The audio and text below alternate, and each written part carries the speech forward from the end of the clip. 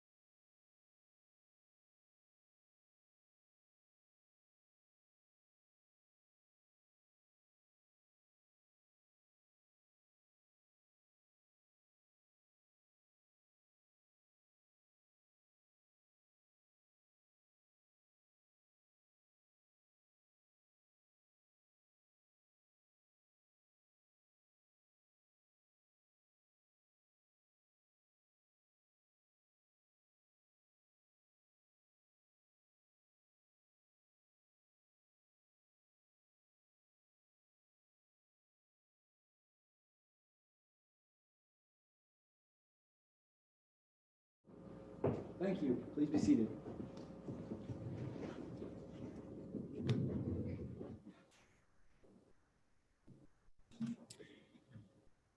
We're going to go back on the record in CR 2220-755, State of Idaho versus Chad Guy Daybell. The court took a brief recess so I could have a sidebar with counsel from the defense and the state. We'll proceed forward. Mr. Wood, does the state wish to make an opening argument here today? No, Your Honor, the state will just proceed. Mr. Pryor, does the defense wish to make any opening arguments? Not at this time, Your Honor. Thank you very much. Mr. Wood, you may call your first witness. Thank you. The state calls Ray Hermosillo. Mr. Hermosillo. If you'll please come forward, stand here in front of the witness stand. Raise your right arm and face the clerk. Do you solemnly swear or affirm the testimony you're about to give in this cause not only shall be the truth, the whole truth, and nothing but the truth? Mr. Hermosillo, you can be seated here at the witness stand. Once you enter that witness stand, because it is surrounded by plexiglass, I'll allow you to remove your mask. If you'll get fairly close to that microphone so that we can make a record of you. Mr. Hermosillo, we are making a court record as well. So if you'll make sure to listen to the full question before you begin answering, it will ensure that no two people are talking over each other on the record. Mr. Hermosillo, if you'll give your full name as well as your occupation, we'll get started. Ray Dennis Hermosillo. I'm a detective with the Rexburg Police Department. Thank you. Mr. Wood, you may inquire when you're ready. Thank you, Your Honor. Before I do ask Mr. or Detective Hermosillo any questions, I have several self-authenticating documents and documents that should come into the court under Rule 201. And I will provide those to the court. State's Exhibit 1. I'm assuming I hand this to the bailiff. Mr. Pryor, have you seen a copy of State's Exhibit 1? I have gotten all of the exhibits at this point, but in terms of the numeric order that they're put in, I have seen that, Judge, and there's no objection to that. Exhibit 1 will be admitted. Mr. Wood, would you like that to be handed to the witness? Yes.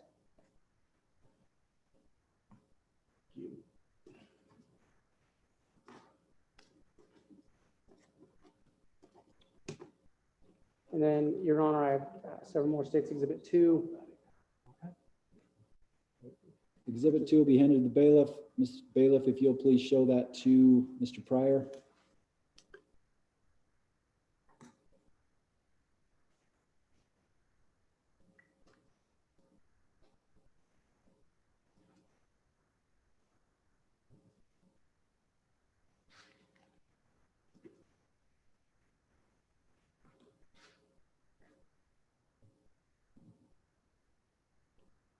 Mr. Pryor, any objection to the self-authentication of Exhibit 2 being admitted?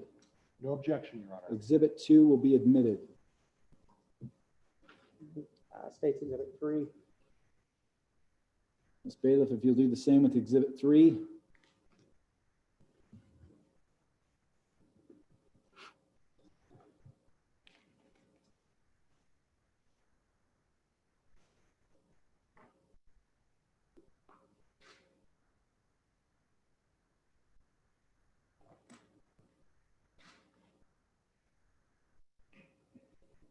Mr. Pryor, any objection to Exhibit 3? No objection, Your Honor. Exhibit 3 will be admitted.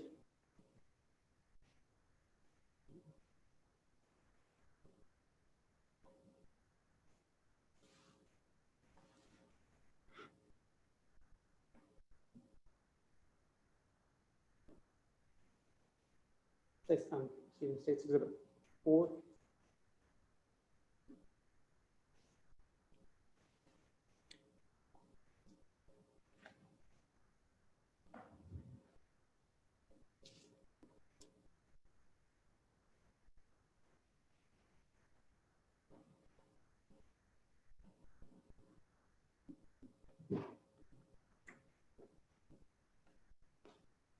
Any objection to Exhibit 4, Mr. Pryor?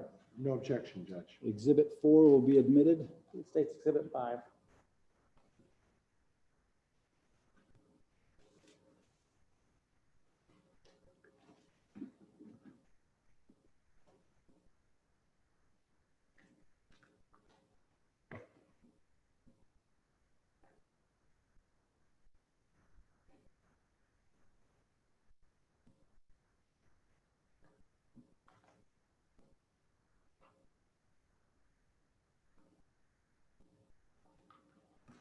No objection, Judge. Exhibit 5 will be admitted.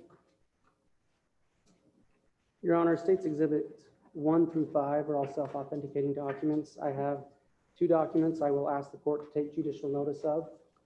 The first is an order on a petition under the Child Protective Act in Madison County case CV 33-20-45 in the interest of Tylee Ashlyn Ryland and Joshua Jackson Vallow. This order was signed by yourself in that case. Mr. Pryor, any objection to the court taking judicial notice of that document? Judge, if I could have just one moment, may I, please? No problem. Mr. Wood, you're not asking for that document to be marked? We will ask for it to be marked and entered as an exhibit as well. Okay, Exhibit 6. Is that correct? Yes.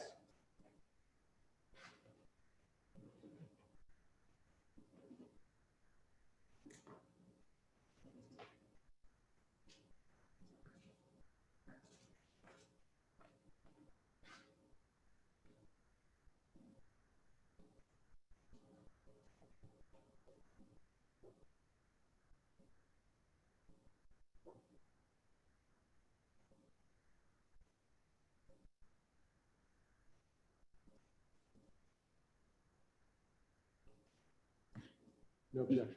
Exhibit 6 will be admitted. And then Would you like me to just take that into the clerk's possession at this point, Mr. Wood? yes, that would be fine. Court will do so. And one more document the state would ask the court to take judicial notice of, and that we'd ask to be entered in States Exhibit 7, an order in that same child protection case deeming that Laurie Vallow was served on January 25th and that any errors in that service were cured. Okay.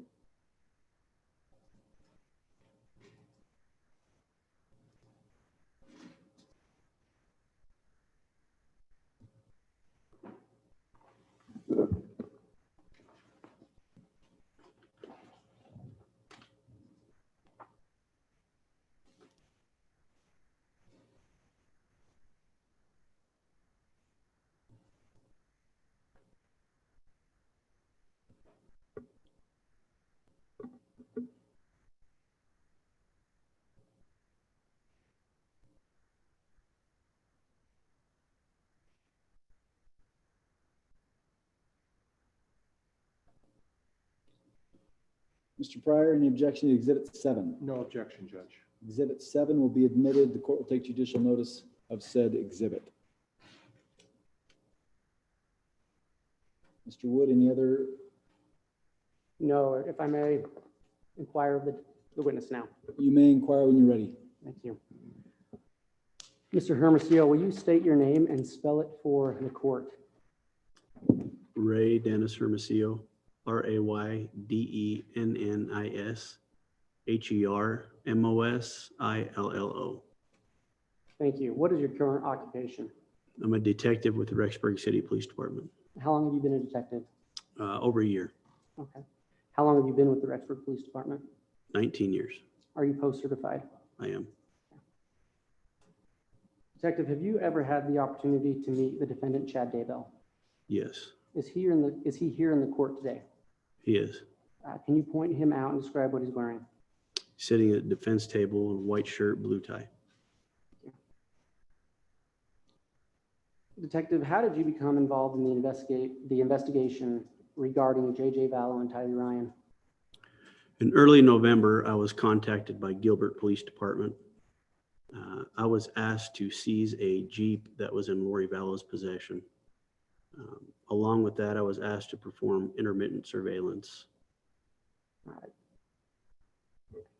And did you do that for the Gilbert Police Department? I did. Okay. Did they ever ask you to do anything else? Yes. What was that? I was asked to do a welfare check on November 25th, Okay. 2019. Oh, 2019? Yes, sir. Who were you asked to do a welfare check on? A 7-year-old boy by the name of Joshua Jackson Vallow, who also went by JJ. Okay, and is it all right with you if I just refer to that child as JJ from here on out? Yes. Okay. Detective, have you ever met JJ Vallow? No. Have you ever met Tylee Ryan? No. Okay. Through your investigation, have you learned what J.J. Vallow and Tylee Ryan looked like? I have. Okay. How have you done that? I've seen hundreds of videos and photographs of Tylee and JJ both. Okay. Detective, I'm going to ask you to look at State's Exhibit 1.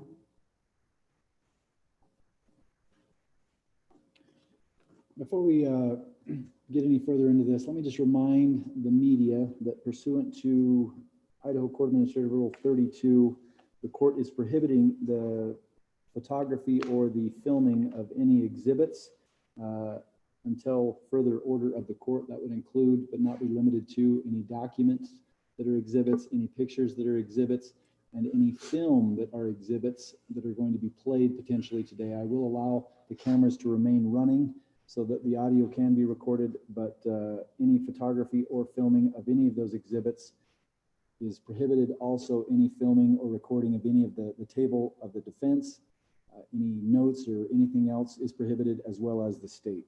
So with that, Mr. Wood, you may proceed. Thank you. Detective, do you have State's Exhibit 1? I do. What is that document? This is a birth certificate for Kane and Trahan. For who? Kane and Trahan, Okay. And what is Kane and Trahan's birth date? May 25th, 2012. Okay. And who are Kane and Trahan's parents listed as? Dennis Trahan and Mandy Ledger. Okay. Thank you. Detective, can you look at State's Exhibit 2?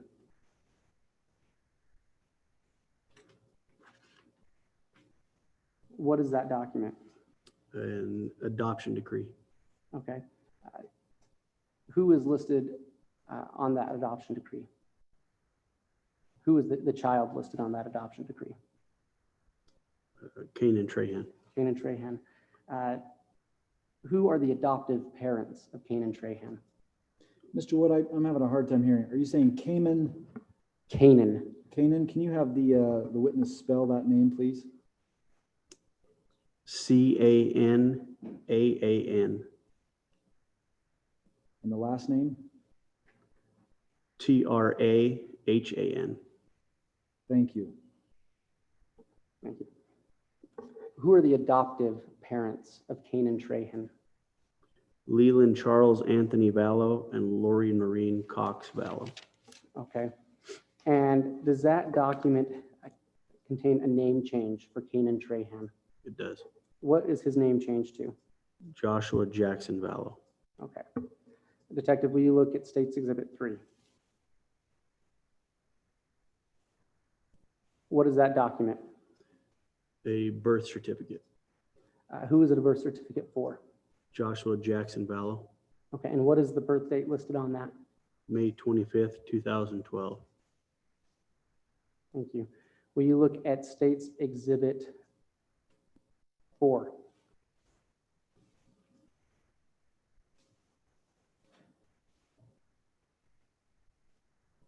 What is that document?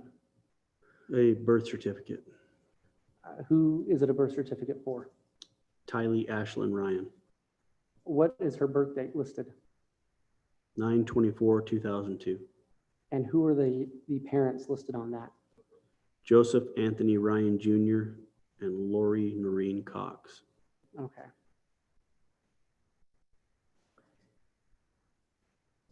And Detective, will you look at State's Exhibit 5?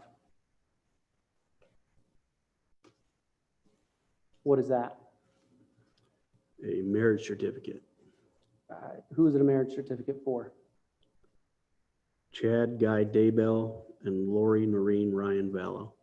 Okay, and what is the date of marriage? November 5th, 2019. And where was that certificate of marriage issued? In Hawaii, on the island of Kauai. Okay, thank you. Detective, you testified earlier you were asked to do a welfare check, correct? Correct. What did you do in response to that welfare check? On November 26th, 2019, myself and Detective Hope went to 565 Pioneer Road, which was Laurie Vallow's residence.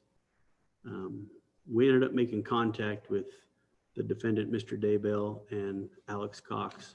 I'm going to stop you outside. there. Who was Alex Cox? Alex Cox is Laurie's brother. Okay. So you made contact with them. What happened? I made contact with Alex and asked Alex if Laurie was home. How did he respond? Judge, I'm going to object hearsay. Mr. Wood? Your Honor, this is a statement of a co-conspirator coming in. He is an unavailable witness because he's no longer living, but it's still a statement of a co-conspirator, and I think it comes in. Mr. Pryor, let you respond to that. Judge, I'd like to see the court documents that list Mr. Alex Cox as a co-conspirator. I don't believe those documents are presently in existence at this point, so I have nothing that supports that other than Mr. Wood's statement. Mr. Wood? Your Honor, the complaint alleges Mr. Daybell, Mrs. Vallow, conspirators known and unknown, and the probable cause affidavit clearly lists Alex Cox as a co-conspirator. Mr. Pryor, it appears that Mr. Wood is explaining that because it is information communicated between co-conspirators named in a criminal complaint, it falls under the rule of non-hearsay under the Idaho criminal rules. Do you wish, or excuse me, the Idaho rules of evidence. Do you wish to respond to that? Judge, the complaint also lists known and unknown. So at this point, if we go by Mr. Wood's analysis, anybody could be listed or mentioned as a co-conspirator, and all sorts of information can come in. So at this point, I stand by my initial response, which is, at least from my reading of the pleadings and the current criminal charges that are filed, there are two people that are alleged in this thing. And at that point, that's what I believe the proper application of the rule is. The court is going to overrule the objection. The court finds that Alex Cox is named in the criminal complaint. At this juncture, we're at a preliminary hearing stage where probable cause is the standard. Mr. Pryor, if there are other co-conspirators that are named or that are brought up here today, you may renew your objection, or you may renew your objection in a further time if you feel that the allegation has not been presented sufficiently enough to show that Mr. Cox is a co-conspirator, but I am going to allow it. Under 801, the exception that allows for co-conspirator communication to be admitted. So with that, Mr. Wood, you may continue to inquire. Thank you. Detective, can you answer that question? Can you ask it one more time, please? Yes. So you had testified you made contact with Mr. Daybell and Mr. Cox. What did you ask Mr. Cox? I asked Mr. Cox if Laurie Vallow was home. How did he respond? He stated she was not home. Okay. What happened after that? I asked Alex if JJ was home. I informed Mr. Cox why I was there is to do a welfare check on JJ. So I asked him if he was there. How did he respond?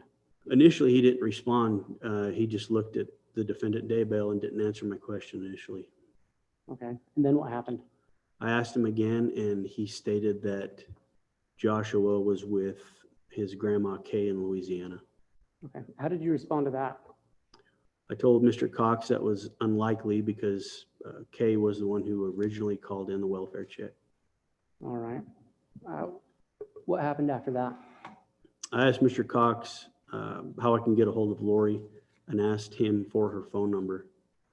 How did he respond? He stated he didn't have it. Okay. What did that make you think when he told you he didn't have his phone number? Judge, I'm going to object. Reason? Judge, this witness can offer his recitation of the facts, but if we're going to start getting into the issue of whether or not he gets to present his impression in terms of what a third party had told him, I think is inappropriate. Mr. Wood, can you repeat the question for the court? The question was what Detective Hermosillo thought of Mr. Cox's response that he did not have Laurie Vallow's phone number. Mr. Wood, you want to respond to the objection made by Mr. Pryor?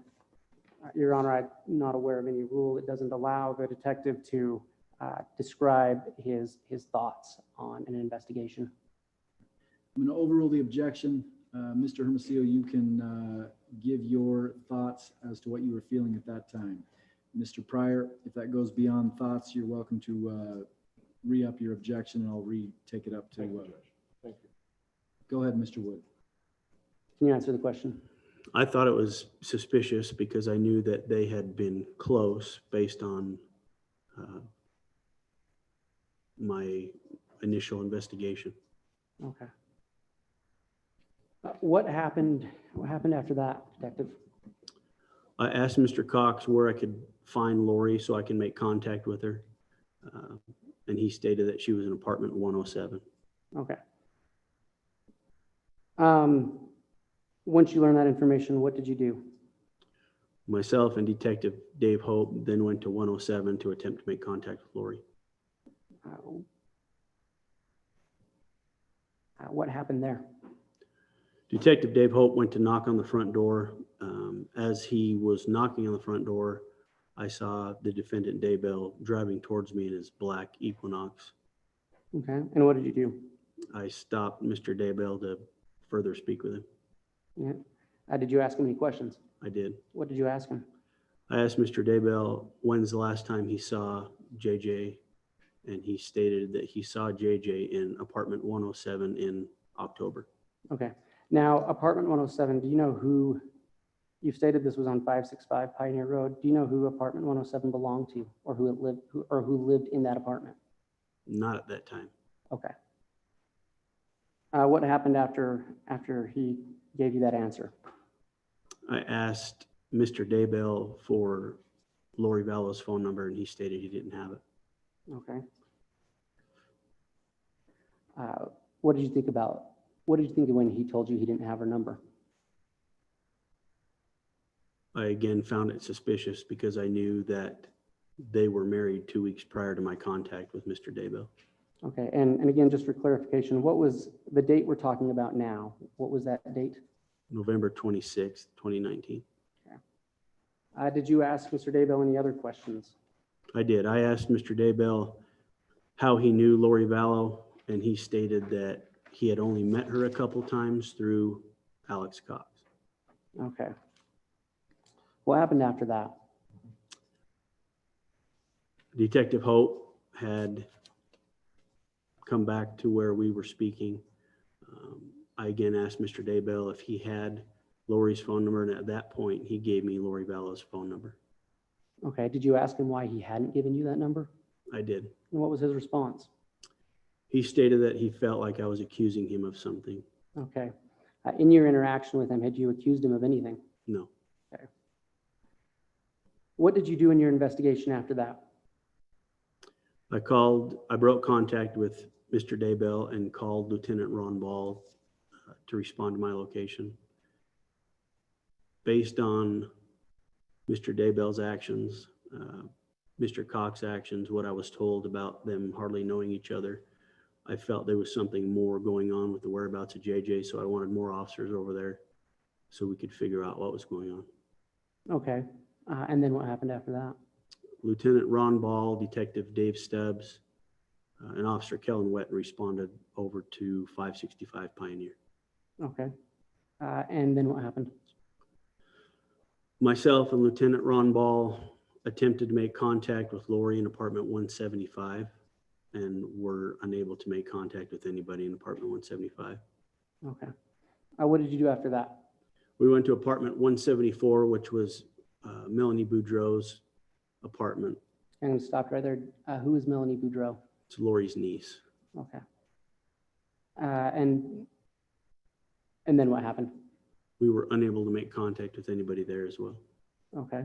So what did you do after that? I was instructed by Lieutenant Ron Ball to go to the prosecutor's office and obtain a search warrant. Is that what you did? I went to the prosecutor's office, yes. Did you obtain a search warrant that day? No, I did not. Okay. Did you have any contact with Laurie Vallow that day? I did not have any contact with Laurie, no. Okay. Were you still with Detective Hope? I was. Do you know if he had contact with Laurie Vallow that day? He did. Okay. Do you know? Judge, could I have some foundation as to? I can lay that. All right. You were with Detective Hope that day? Yes. Do you know if he ever attempted to call Laurie Vallow with the number you were given? He did. He attempted to call Laurie Vallow on the way to the prosecutor's office. Okay. And did he ever get in touch with her? Did she ever answer the phone when he called? No, he was able to leave a message on her voicemail. Okay, and were you with him when he did that? I was not with him when he did that. Judge, I'm going to move to strike. Okay, reason? Well, Judge, he has no basis other than what he was told, obviously. If he wasn't present during that conversation, I'm not sure how he can admit that conversation since he wasn't present for that. And the only way he would know that is if either Lieutenant Ball or someone else told him that that took place. It's hearsay at this point, and it's not admissible. Your Honor, we'll just move on. It's fine. All right, that will be stricken. I would do ask that it be stricken from the record, though. That conversation will be stricken from the record. Just so I'm clear, Mr. Pryor, the conversation between Mr. Ball and, Your Honor, I believe it was Detective Hope that I Detective Stubbs listed. apologize. I said Lieutenant Ball. Lieutenant Ball? Detective Hope. Detective Ball. I apologize. I meant Officer Hope. I apologize. that conversation will be stricken. Detective, during your investigation that day, were you able to locate J.J. Vallow? No. Okay. Did you, have you spoken with Detective Ball and Detective Stubbs about their investigation that day? I have. Do you know if parts of their investigation were on body cam? It was. Judge, I'm going to object again, Foundation. Mr. Wood? Mr. Pryor, the question was if Officer Hermosillo knew if it was on body cam. So I'm going to overrule that objection. That's just a question for Mr. Hermosillo. Obviously, what's in the body cam is probably a different story. You may proceed. Thank you. Mr. Hermosillo, you may answer that question. It was on body cam. Okay. Have you had an opportunity to watch that body cam? Yes. Okay. I asked you earlier if you were able Judge, to. could we approach, please? You may. Would you like to do that back in chambers? No. I'll instruct the media to make sure that recording is not taking place here.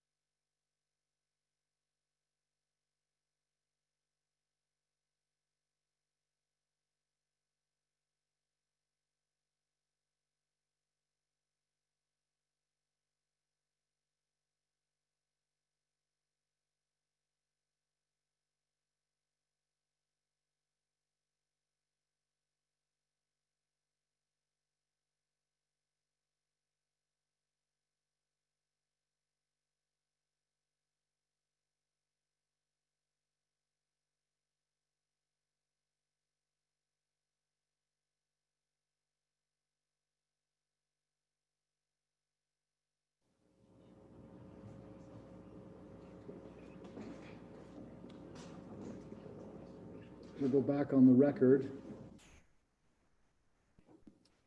Court took a brief sidebar to discuss an evidentiary issue. Mr. Wood, you may ask that question again, please. Detective Hermosillo, have you watched the body cam video of Detective Stubbs? Yes. Okay. Did you obtain a search warrant on November 26th? On November 26th? Yes. No. Okay. I'm going to call your attention to November 27th, 2019. What did you do in furtherance of your investigation on November 27th? We were able to obtain a search warrant for apartments 175, 174, and 107 at Okay. 565 Pioneer. And what was the purpose of searching those apartments? To locate JJ. Okay. At this time, were you searching for Tylee Ryan? No. Were you aware of Tylee Ryan at this time? No, Okay. So where did you search? all 3 apartments. Okay, and just for clarity of the record, those 3 apartments are 175, 174, and 107 on 565 Pioneer Road? That's correct. Thank you. Were you able to locate JJ in any of those apartments? No, we were not. Okay. Did you find, what evidence, if any, did you find to suggest he had been living there in any of those apartments? In 175, there was a half-empty prescription bottle of Resperdone and also a suitcase that had JJ's name on it. Okay, and that prescription bottle, did that have JJ's name on it? It did. Okay.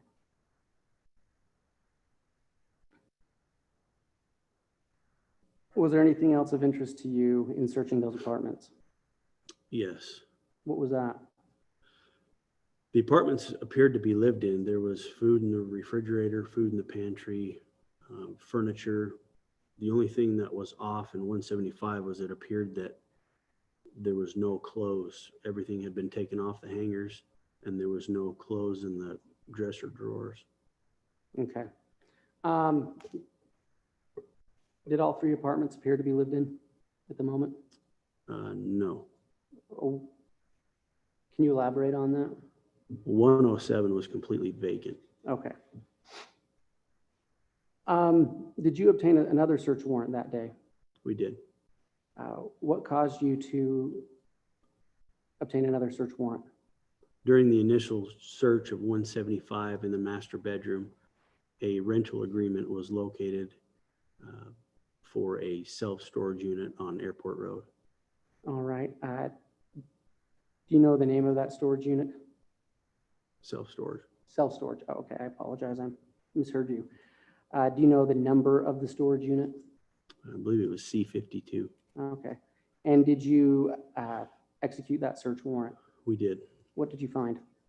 There was some winter clothing in a couple of boxes, a couple of children's bikes, and in the winter clothing, there was a couple personalized blankets. It had the pictures, looked like family pictures that were sewn onto the blankets. Okay. Detective, what city are those apartments located in? I'm sorry, What city were those apartments located in? Rexburg, Okay. And what county is Rexburg in? Madison County. Thank you.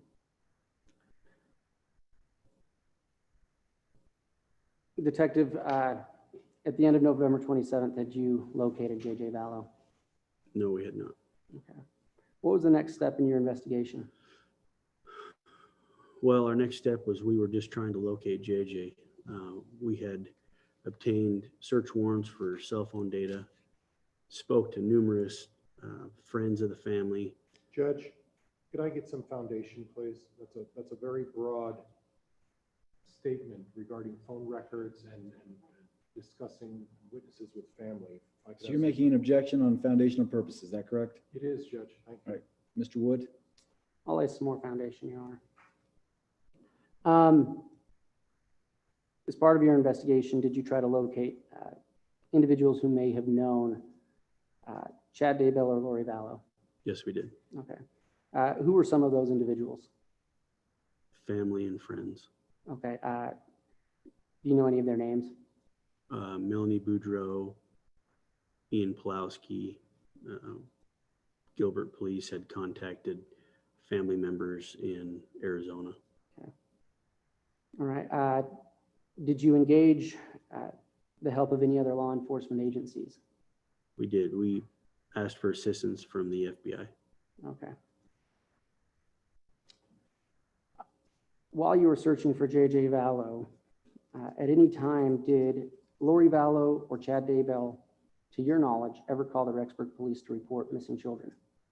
No, in fact, we attempted several times to get a hold of Laurie, and her cell phone was shut off. We attempted to get a hold of Chad and never gotten any return phone calls. And in fact, they retained an attorney and refused to answer any questions.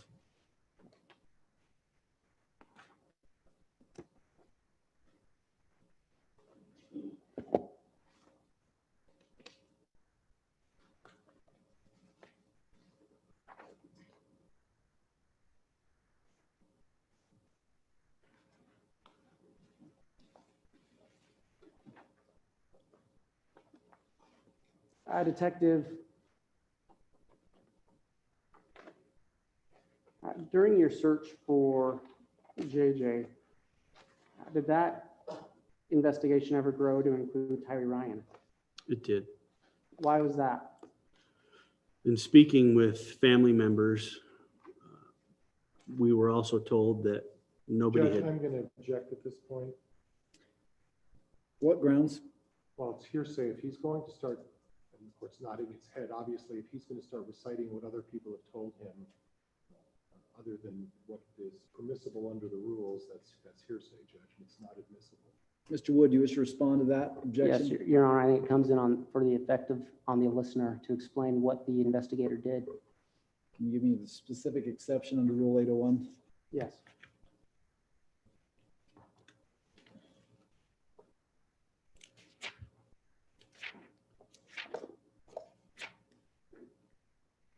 Are you looking at 803, Mr. Wood? Yes, Your Honor. And will you give me which subsection you're looking at?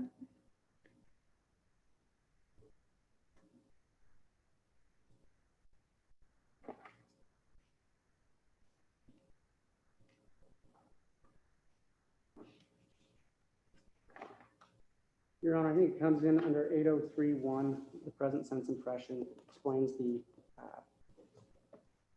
what Detective Hermosillo learned and why he did what he did based on that. Mr. Pryor? Judge, in response, that's not a present sense impression. What it is there's an investigation that's going on, and what Mr. Wood is attempting to do is to get statements from witnesses who are not here today. It's clearly hearsay, Judge. His initial response, obviously, in terms of why it comes in, was not appropriate, and this one's just as not proper in terms of a present sense impression. Not only hasn't been a proper foundation to suggest there's a present sense impression, which he needs to first establish that. Secondly, if this witness would like to talk about actions that he took, I'm not going to tell Mr. Wood how to get any evidence in, but if he would like to talk about any actions this officer took as a result of talking with other people, he can do that. But clearly, the statements of those other people does not come in. It's hearsay. It's not admissible under any of the exceptions. Mr. Wood, any other response? Yes, Your Honor. Again, it's not coming in for the truth of the matter. It's coming in to establish why Mr. Hermosillo or Detective Hermosillo and his team did what they did. And Judge, that's not necessary for you to bring in the statements then. All you have to do is say, officer, and I'm not again telling Mr. Wood how to try his case, but quite honestly, Judge, if he suggests to this officer, officer, did you take any action based on what information you received from family members, we can move forward with this thing. But again, I stand by my initial objection. It is not permissible or appropriate for him to get in information from those other family members. There is another manner in which he can proceed if he wants to proceed that way. But getting those statements in is clearly inadmissible. Mr. Wood, I'm going to sustain the objection as it pertains to specifics to what the family members stated. Those are hearsay. If there are specific statements that you're looking to get in that are not truth of the matter asserted, I'll let you continue and you can try to see what can happen. But if you're looking for specific instances or specific statements that have been made by the family members pertaining to the investigation, I'm going to sustain the objection as hearsay. That's fine, Your Honor. Thank you. Detective, did you take any steps to learn if Laurie Vallow had any other children? we did. Okay, what steps were those? We spoke with family members. We spoke with her son, Colby Ryan. Okay. And did you, in your investigation, did that investigation grow from searching just for JJ to searching for JJ and Tyler Ryan? Yes, it did. Thank you.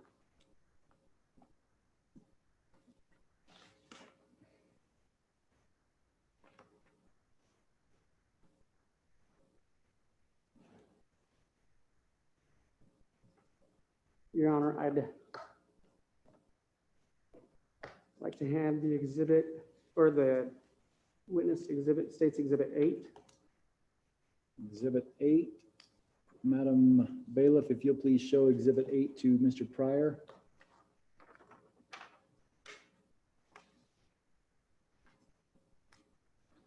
Mr. Pryor, Judge, there's no objection. Exhibit 8 will be handed to the witness. Mr. Pryor, just so I'm clear, there's no objection to Exhibit 8 being admitted. Is that correct? That's correct, Your Honor. Exhibit 8 will be admitted.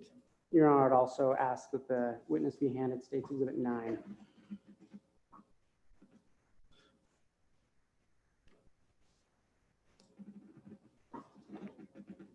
Any objection to that admission? No, Judge. Exhibit 9 will be admitted. Detective Hermosillo, can you look at State's Exhibit 8?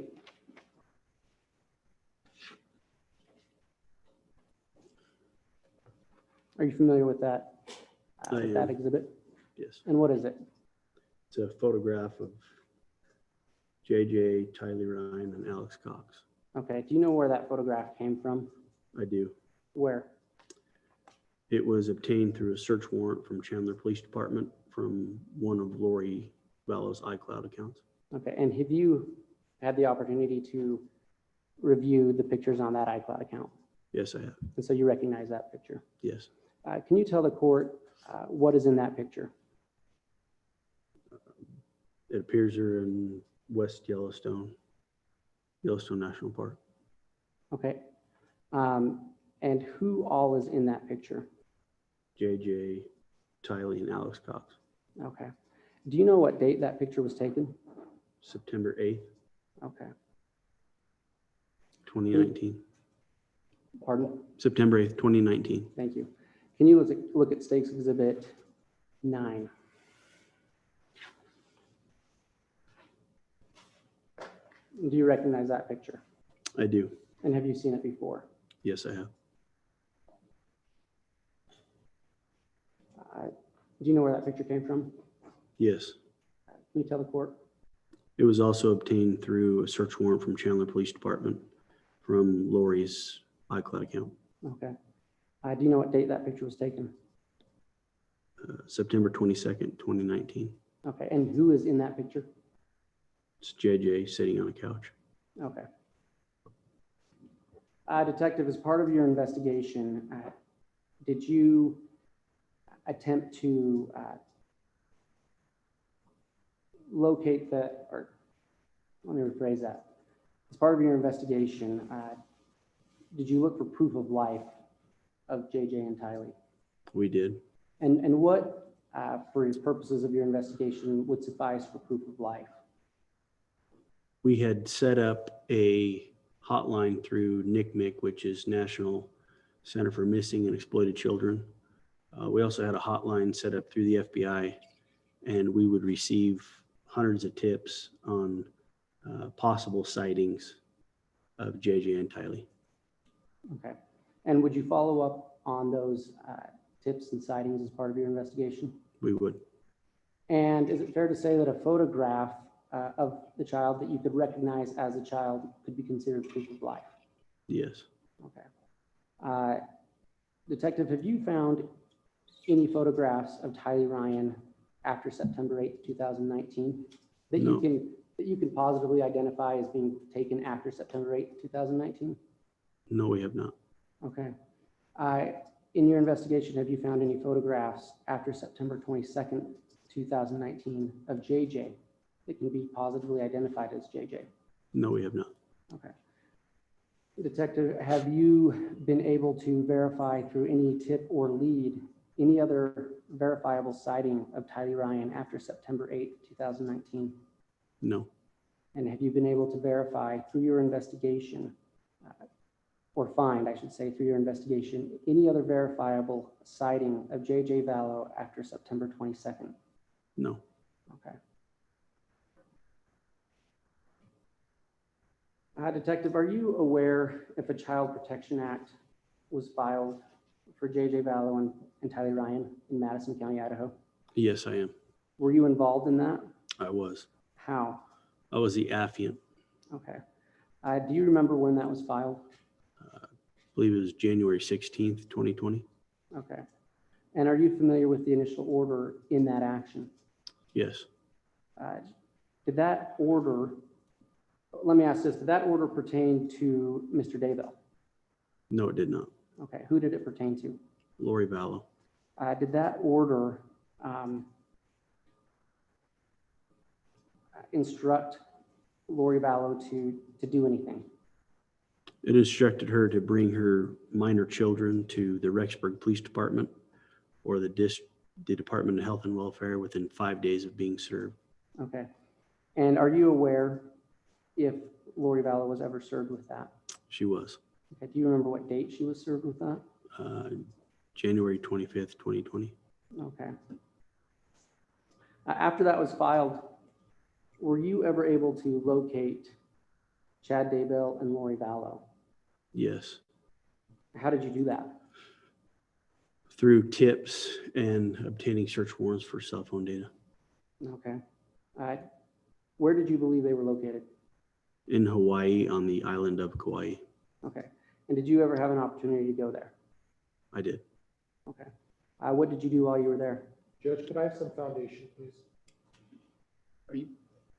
Can you give some specifics as far as Date, time, place, Mr. Wood? when he left, when he came back? You bet. Do you remember when you went to Hawaii? January 24th, 2020. Okay. Do you remember when you returned from Hawaii? I don't remember the date. Okay. What island of Hawaii were you on, or did you travel to? Kauai. Okay. And again, what was the purpose of you traveling to the island of Kauai? To assist the Kauai Police Department with serving Laurie Vallow that court order. Okay. And when you say the order, you're referring to that child protection order we just discussed? Yes. Okay. Did you do anything else while you were there? We also assisted with surveillance. Okay. While you were there, did you ever see J.J. Vallow or Tyler Ryan? No, I did not. Okay. Did you do anything else in furtherance of your investigation while you were there? Yes, I did. What was that? I observed Kauai Police Department execute a search warrant on the defendant Daybell's vehicle and also their residence in Princeville. Okay. Did you actually do the search, or did you just observe Kauai Police Department do that? No, I just observed. Okay. When you observed them, did you say you observed them search a vehicle? Yes. Do you know what kind of vehicle it was? It was an SUV. Okay. Detective Hermosillo, I'm having a little bit of trouble hearing you. If you don't mind speaking up just a little bit. Okay, I'll scoot closer. Is that better? Yeah, and if you point that microphone up, but aim it at your chin, it'll make a better record. There you go.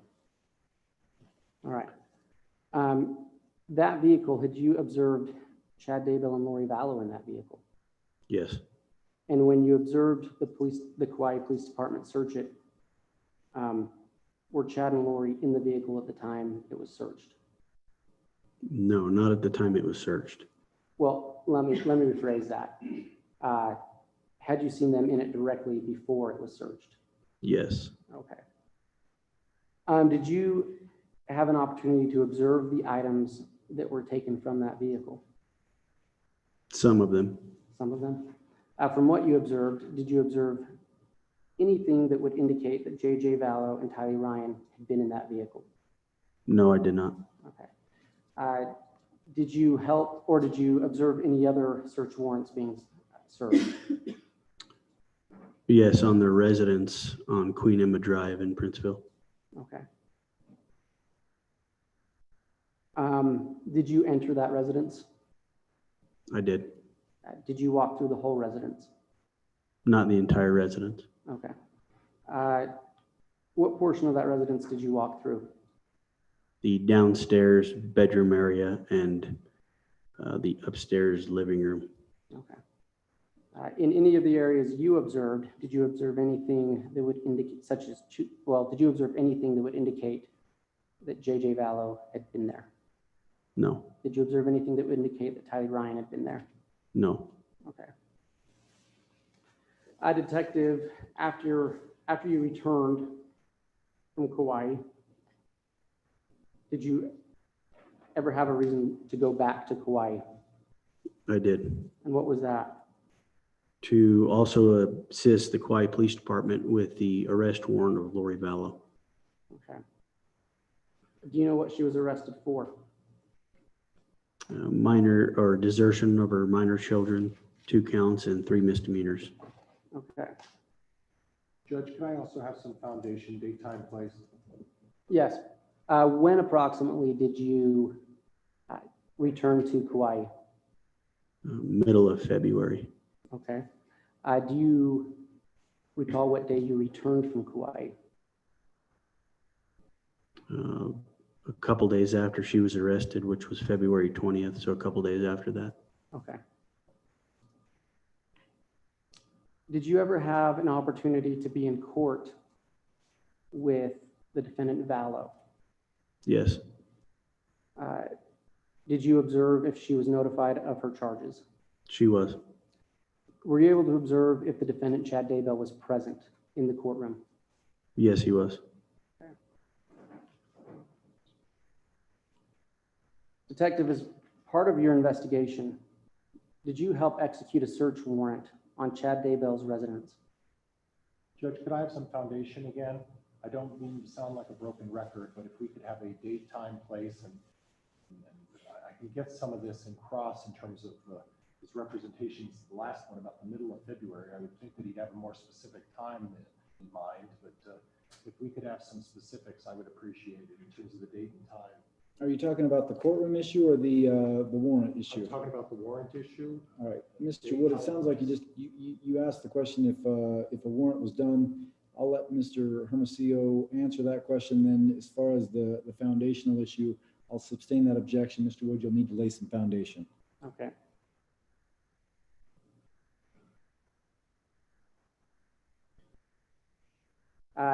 Detective, as part of your investigation, on June 9th of 2020, did anything significant happen that day? Yes, Okay. Where did that happen? in Fremont County at Mr. Daybell's residence. Do you know the address? 202 North 1900 East. Have you observed Mr. Daybell at that residence? Yes, Okay. What was your purpose of being at that residence? to serve a search warrant of the property. Okay. And did you, I believe you already said this, but just for clarity of the record, what county is that residence located at? Fremont County. Okay. Detective, what was the first thing you did in serving that warrant on June 9th? We walked up to the front door to make contact with Mr. Daybell.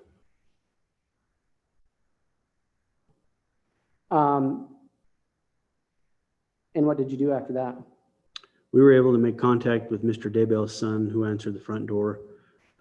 He and another son led us into Mr. Daybell's room, where he was told that we had a search warrant for the property. Okay, and then what happened? Mr. Daybell came out of the room. He was able to sit in the kitchen area. He was allowed to speak with his attorney inside the kitchen area. Okay. What happened after that? Mr. Daybell was told if he wanted to stay on the property, which he could have, he would have to be accompanied by an officer for officer safety reasons. He was also told he was free to leave the residence if he wanted to. Okay, and then what happened? Mr. Daybell left and went and sat in his vehicle, which was parked in the driveway facing west off of 1900 East. Okay. Your Honor, the state does have a demonstrative exhibit. We'd like to show the the witness for purposes of clarity for the court and to further help the court understand what the detective is describing. All right. Can you show that demonstrative exhibit to Mr. Pryor, please?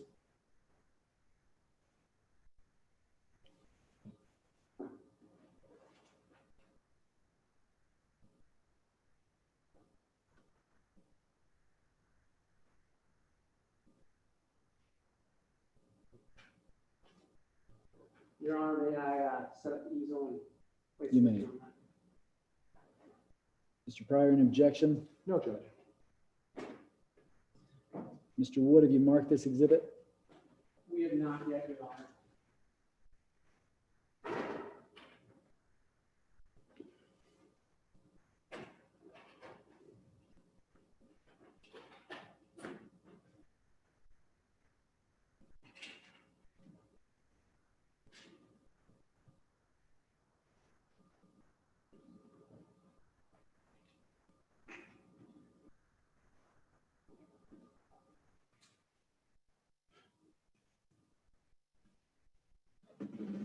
Your Honor, does the court have a preference on how a demonstrative exhibit is marked?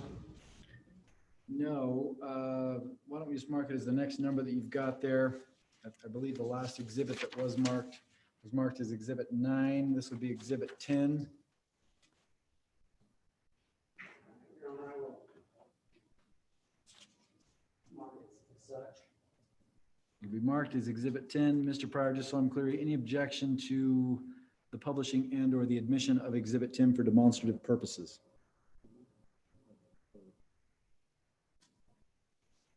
I'm sorry, Judge.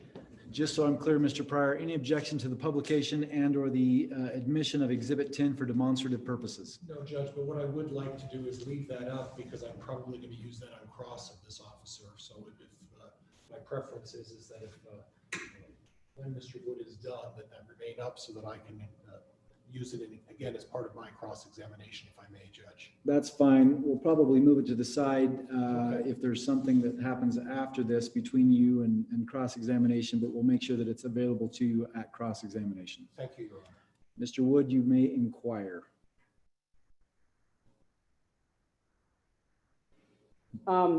Before I do, Mr. Pryor, can you do that? I can. Thank you, Mr. Wood. And can the court and I can. Okay, Detective Hermosillo, do you recognize that exhibit, states Exhibit 10? Yes, I do. What is it? It's an aerial photograph of Mr. Daybell's property. Okay. Again, what county is that in? Fremont County. Now, do you recall Mr. Daybell's address? 202 North, 1900 East. Okay.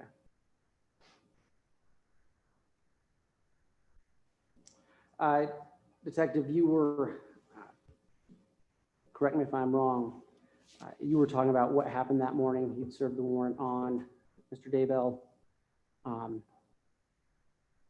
And then I believe you stated that he had gotten in his vehicle. Is that accurate? That's correct. And can you, Your Honor, I'm not quite sure how we're going to do this with the COVID restrictions and plexiglass. So I guess we'll just take it as it goes.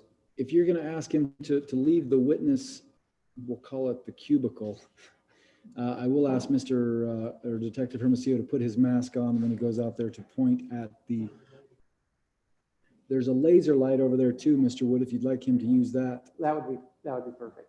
Okay.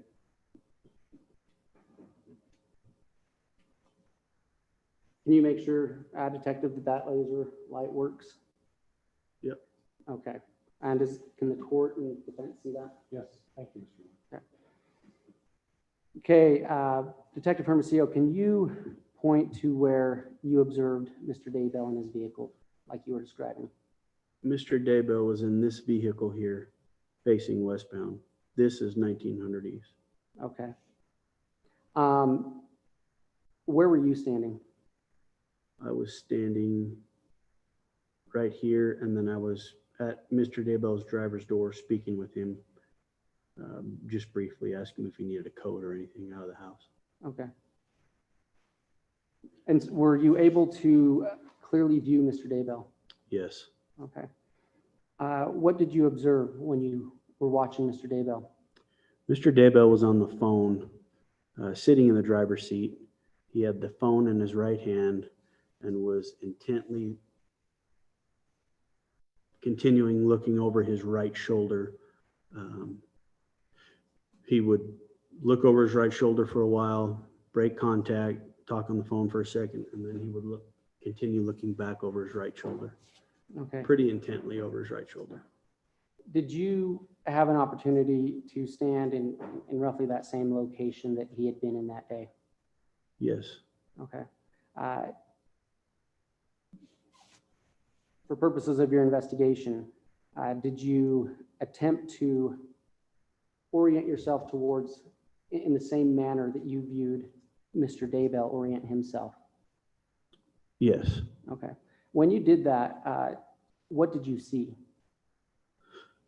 Well, the second time Mr. Daybell had got out of the vehicle and went to the back of his vehicle, he was wearing a hat. He stood at the back of his vehicle looking in the same direction he was looking when he was inside the driver's seat. He took off his hat, ran his fingers through his hair, looked down towards the ground, put his hat back on, went back inside the driver's seat of that vehicle. Okay. Now, a detective, I don't think you quite understood my question. I apologize, must not have been very clear. Did you ever stand in that same location that day? I did. I was talking with Mr. Daybell while he was outside of his vehicle. Okay. And did you ever orient yourself in the same direction that you viewed Mr. Daybell orient himself? Yes. And when you oriented yourself in that same direction, what did you find yourself looking at? The north side of the property, the pond area. Okay. Now, when you say the pond area, can you identify that? This here is the pond area. Okay. And there's a tree just to the north, just on the outer side of the pond. Okay. Now, Detective, you testified earlier you were there to serve a search warrant, correct? Yes. Who were Rexburg police officers involved in serving that warrant? Yes, Rexburg was involved. Were there other law enforcement agencies involved in executing that warrant? Yes, there was. Okay. What other agencies were involved? Fremont County Sheriff's Department and the FBI ERT team. All right. Do you know what ERT stands for? Evidence Response Team, or Recovery Team, I'm sorry. Okay. Detective, I'm going to call your attention to that pond area that you just previously pointed at. Did you observe the ERT team engage in any activity on that spot that day? Yes, I did. Okay. What did you first observe? I first observed the ERT team marking off different areas and grading different areas in the backyard of Mr. Daybell's property. Okay. Judge, could I have some time and foundation in terms of approximately what time did he observe that taking place? I'll lay that Yes. foundation, Your Honor. Thank you. Approximately what time did you see that happen? Roughly around 9 in the morning. Okay.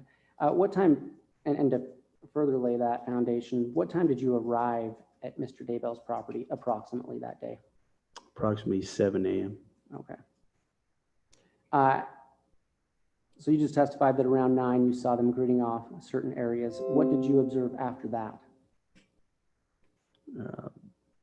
I observed the evidence response recovery team and also cadaver dogs working the entire backyard. So they worked the pond area and then they had marked off other areas inside the backyard. Okay.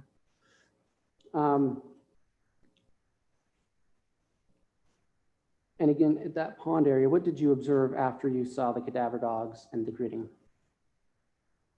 They had found an area of interest and had started focusing on the area right underneath the tree.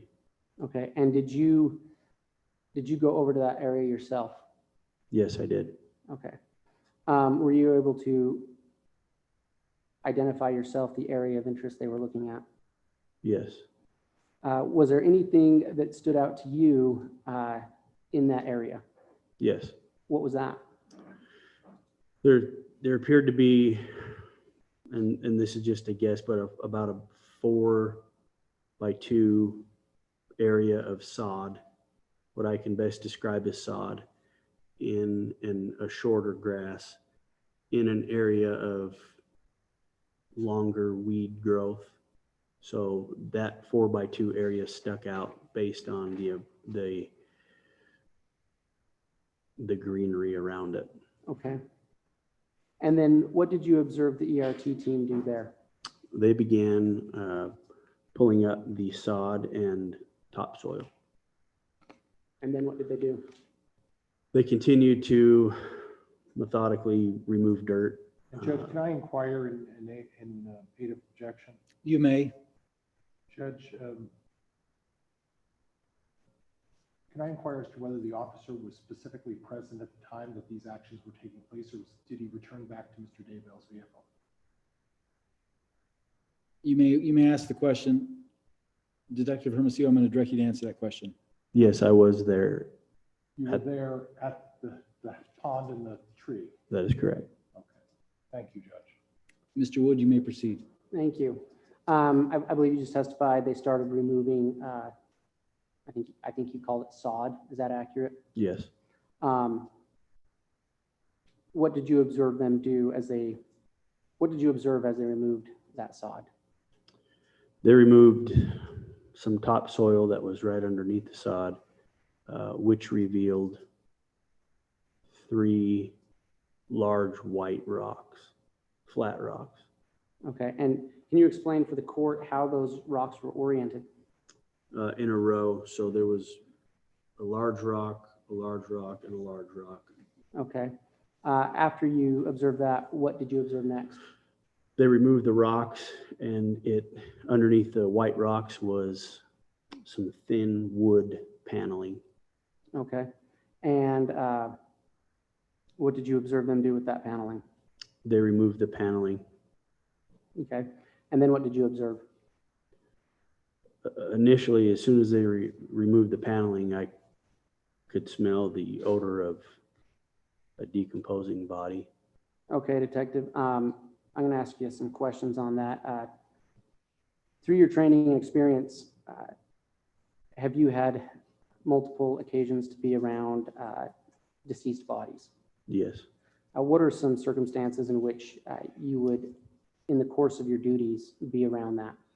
In the last 19 years, I've been on plenty of suicides that had been left in apartments that were decomposing, various states. Also unattended deaths, various ages of people. So during the 19 years, I've been to a lot of those. Okay. And is it your testimony that, to your perception, that state of a body, a deceased body in some sense of decomposition has a specific smell that you recognize? Yes. Okay. And it is your testimony that you recognize that smell at that location? That's correct. Okay. After you noticed that smell, what did you observe? I observed the ERT team methodically move away more soil from that area. All right. And then what happened? They removed some soil, and there was once they removed some soil, there was a black, what I can best describe as a black plastic bag with a round object protruding through the dirt. Okay. What did you observe the ER team do after you saw that? They dug a little bit more around the round object, which appeared to me to be the crown of a head, protruding through the dirt. They used a small, sharp instrument to cut through the black plastic. Okay. And what did you observe when they did that? There was a white plastic underneath the black plastic, and they also used the white instrument to cut through the white plastic. Okay. And what did you observe when they did that?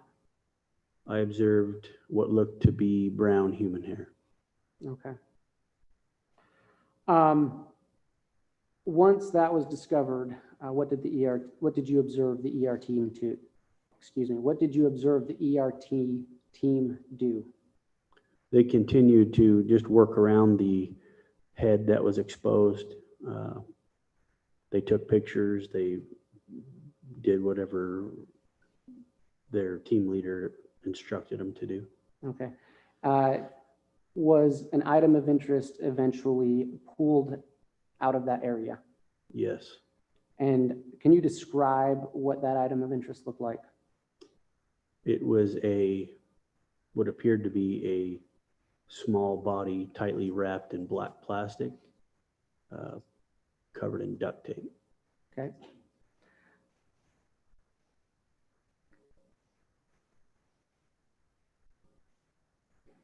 After that item was recovered,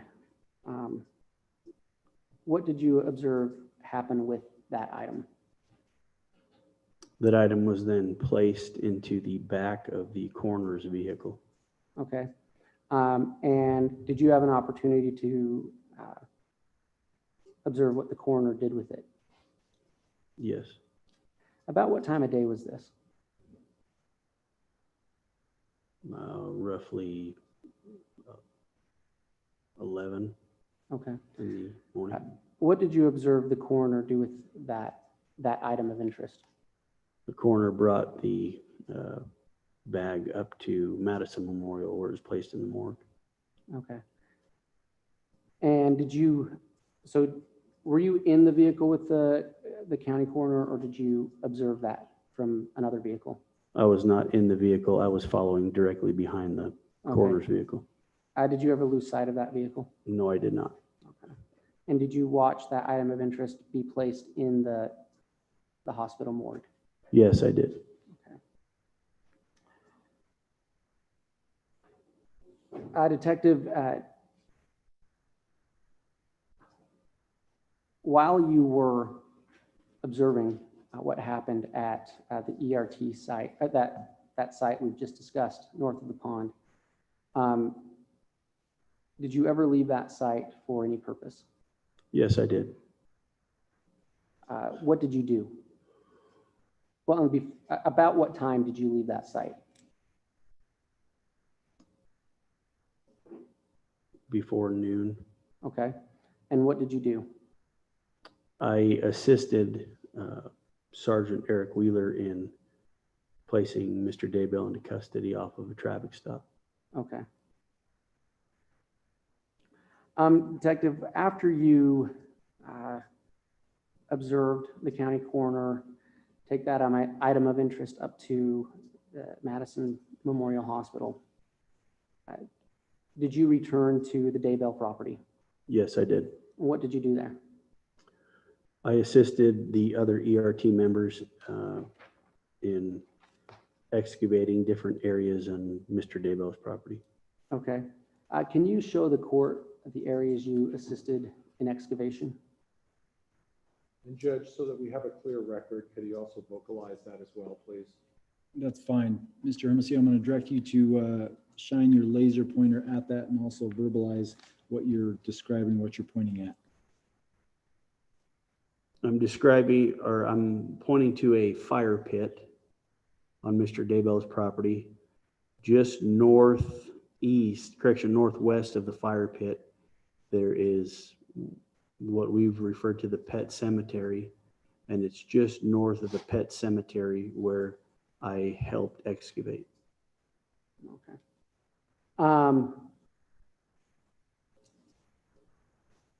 And that area that you just referred to as a pet cemetery, why did you call it a pet cemetery? There was pets buried there. Okay. Were you able to identify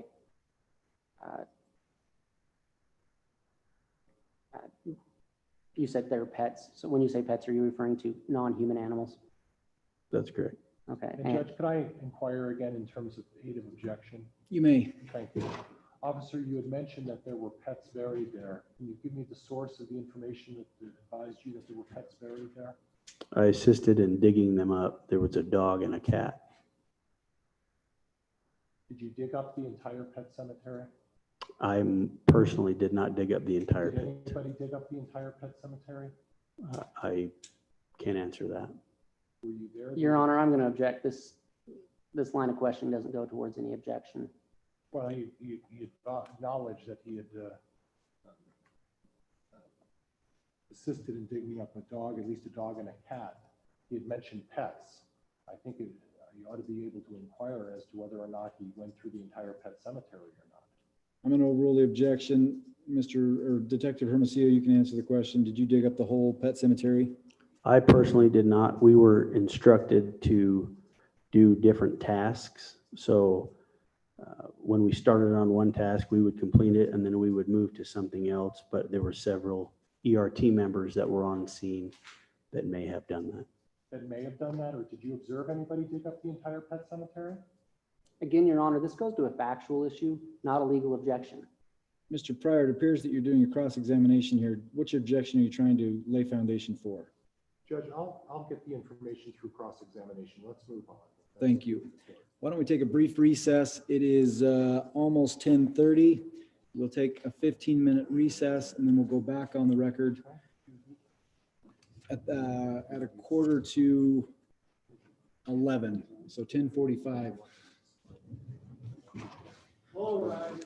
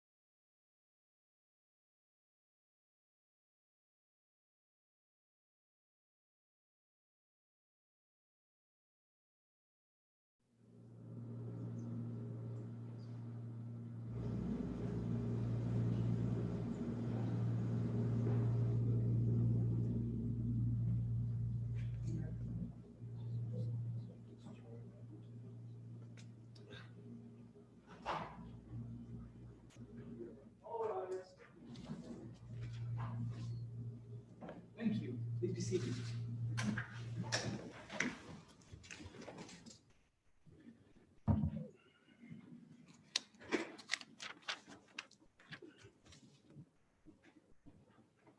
We'll go back on the record here in CR 2220-755, State of Idaho versus Chad Daybell. The court took a brief recess. It's now 11:15. The witness, Detective Hermosillo, is still on the witness stand, still under oath. We're still continuing with direct examination. Mr. Wood, you may continue to inquire. Thank you. Detective Hermosillo, we were discussing your observations of the ERT team in an area that you've identified as a pet cemetery, correct? That's correct. For purposes of clarity of the record, I'm going to kind of skip back to a couple things. You've described Mr. Daybell's house as being in Fremont County, correct? Yes, And just for purposes of the record, that is Fremont County in the state of Idaho, correct? correct. You described Laurie Vallow's apartment complex as being in Madison County. Correct. And again, for purposes of clarity of the record, that's Madison County in the state of Idaho. Yes. Thank you. All right, let's get back to where we were. You have testified that you observed the ERT team, and I guess that's redundant. I should just say ERT. The T stands for team. You observed ERT uncover the remains of what you believe to be a dog and a cat. Correct. What did you further, do you recall approximately what time of day that was? And yeah, what time of day was that? It was early afternoon. I'd guess 1. Okay. While you were in that area, did you have a chance to further observe ERT excavate that area you referred to as the pet cemetery? Yes. Okay. What did you observe? I had been away from that area, but when I returned to that area, they had already dug down and located what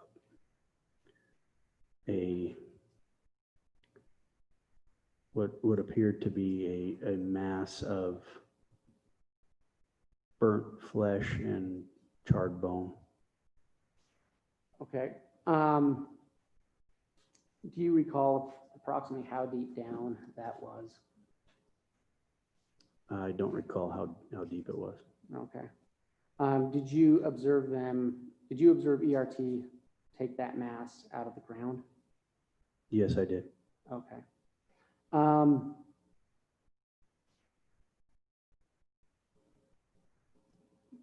This search that commenced on June 9th, did it finish on June 9th? No. Did it continue on to June 10th? Yes. Okay.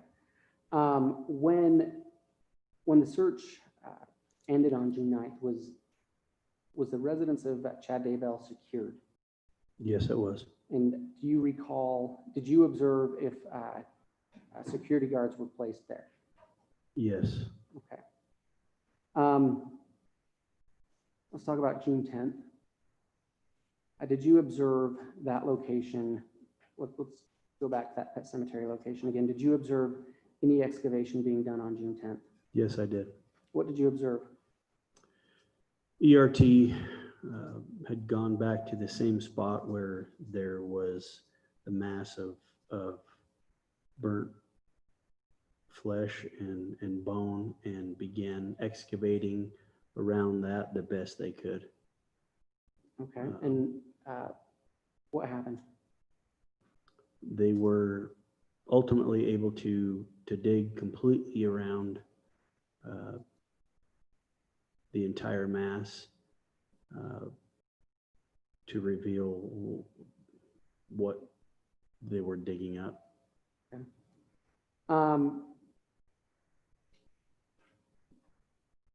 And did they remove, again, that mass from that area? Yes, they did. Did you see what they did with it? Yes. What did they do with it? They put it in a bag and placed it in the back of the coroner's vehicle. Okay. Were there any other identifying features of that in that area or as part of that mass that drew your attention? Yes, there was. What was it? There was a melted green bucket that it appeared that the burnt flesh had been placed in. Under the bucket was a partial human skull. And was that bucket and what you've just described as a partial human skull, were those also, did you observe what was done with those? Yes. What was done with those? They were also placed into a bag and placed in the coroner's vehicle. Okay. And do you remember approximately what time those items were placed in the coroner's vehicle, approximately? Afternoon, maybe 3 or 4-ish. Okay. For the purposes of your investigation,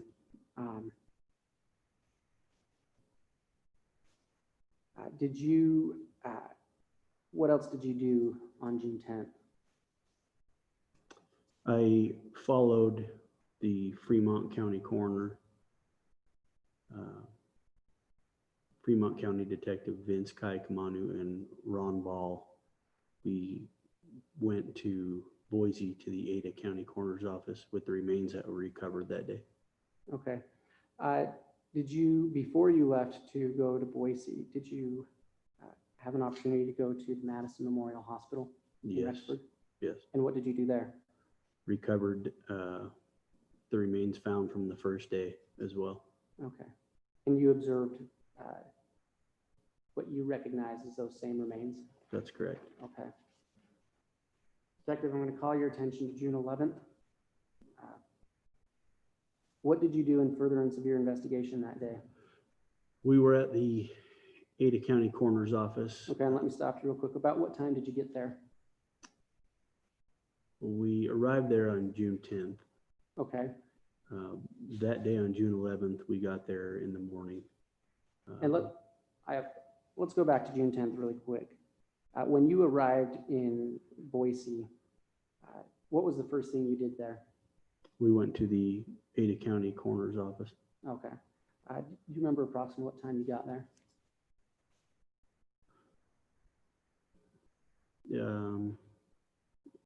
Evening. Okay. All right, and now back to June 11th. Approximately what time did you return to the coroner's office? Early morning. Okay.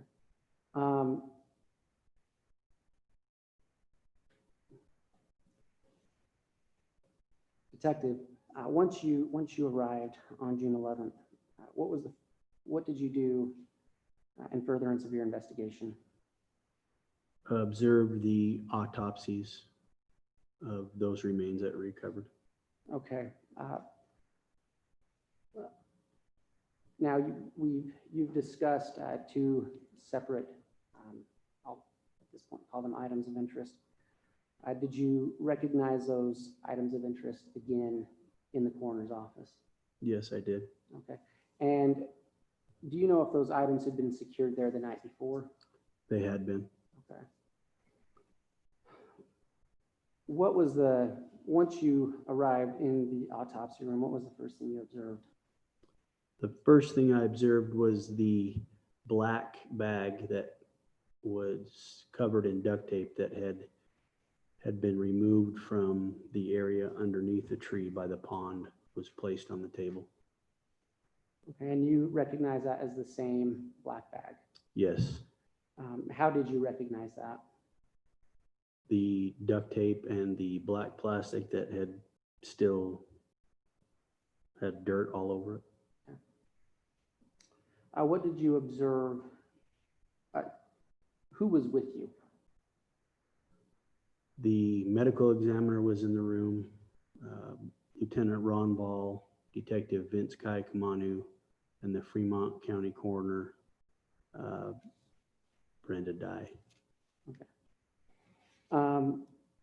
Was there a medical examiner there? Yes. Do you know who he was? Garth Warren. Okay. I'm sorry, Judge, Garth Warren.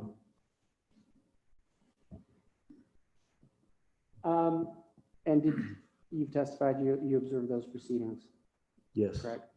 Once that bag was, as you testified, moved to the table, what did you observe was done with it? The ME grabbed a small sharp instrument and cut down the middle of the black plastic. Okay. And what did you observe?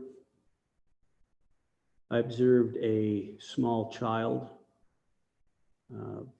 in red pajamas, red pajama shirt, red pajama pants, black socks that had the word Skechers in orange across the toes. I also observed a light and blue blanket that had been placed on top of him. Okay. Detective, were there, when you observed what you perceived to be a child, was there anything that drew your attention?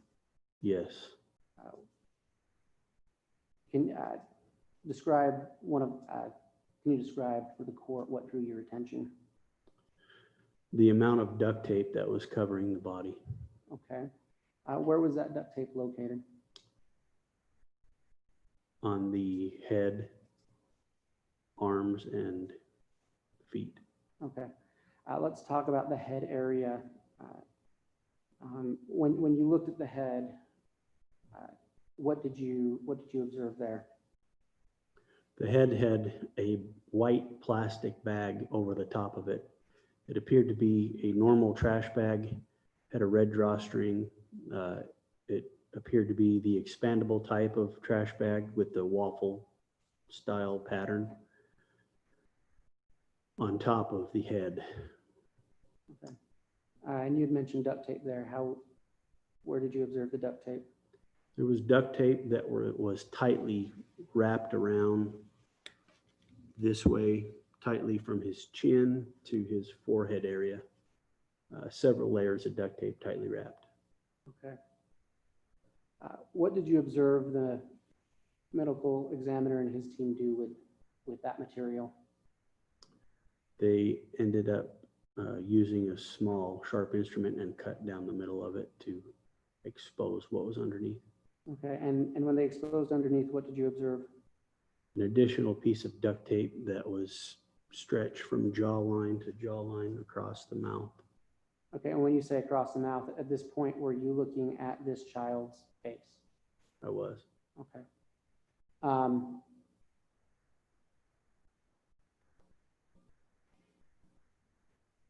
As you looked at this child's face, did you recognize this child? Yes, I did. How did you recognize this child? From the hundreds of photographs and video I've seen over the last 8 months, I recognize that to be the same little boy that was laying on the table. Okay, and can you, who was that little boy? Joshua Vallow. Okay. Were there any features that helped you recognize him? Yes. What were they? He had the same style haircut that he had in the videos that I had seen and the photographs I had seen just prior to my welfare check with him in September, the last photograph I had seen on September 22nd.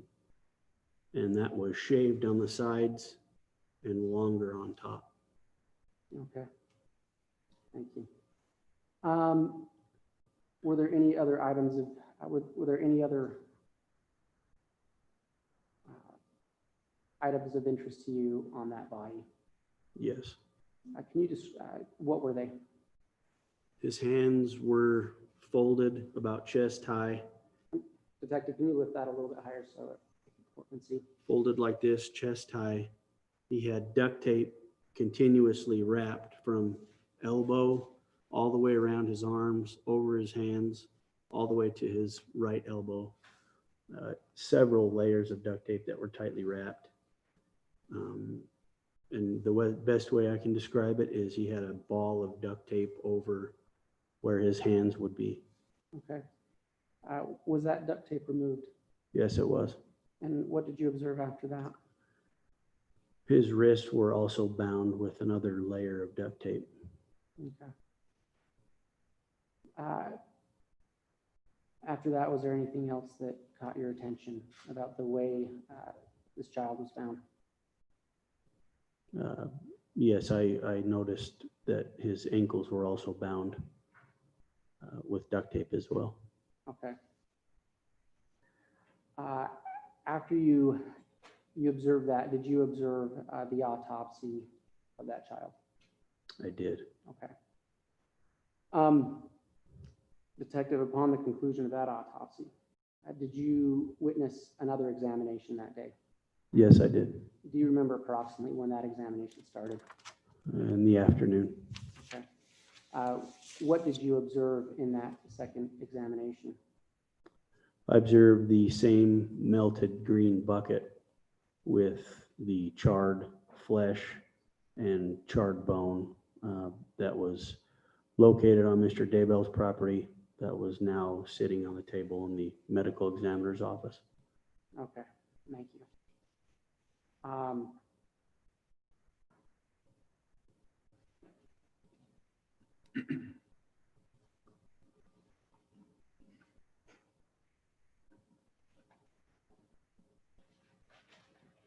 Your Honor, the state has no further questions at this time. Thank you. Cross-examination, Mr. Pryor. Thank you, Your Honor.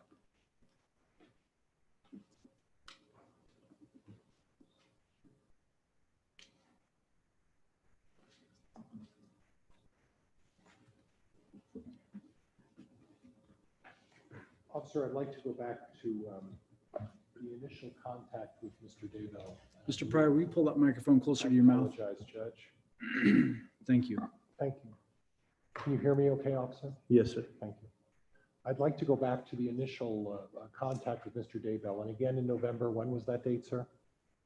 The initial contact with Mr. Daybell was on the 26th of November, 2019. At approximately what time, officer? Early morning hours, around 9, I would say. Okay, was that contact recorded? It was not. Is there a reason why you didn't record that contact? It's not common practice for detectives to carry body cams.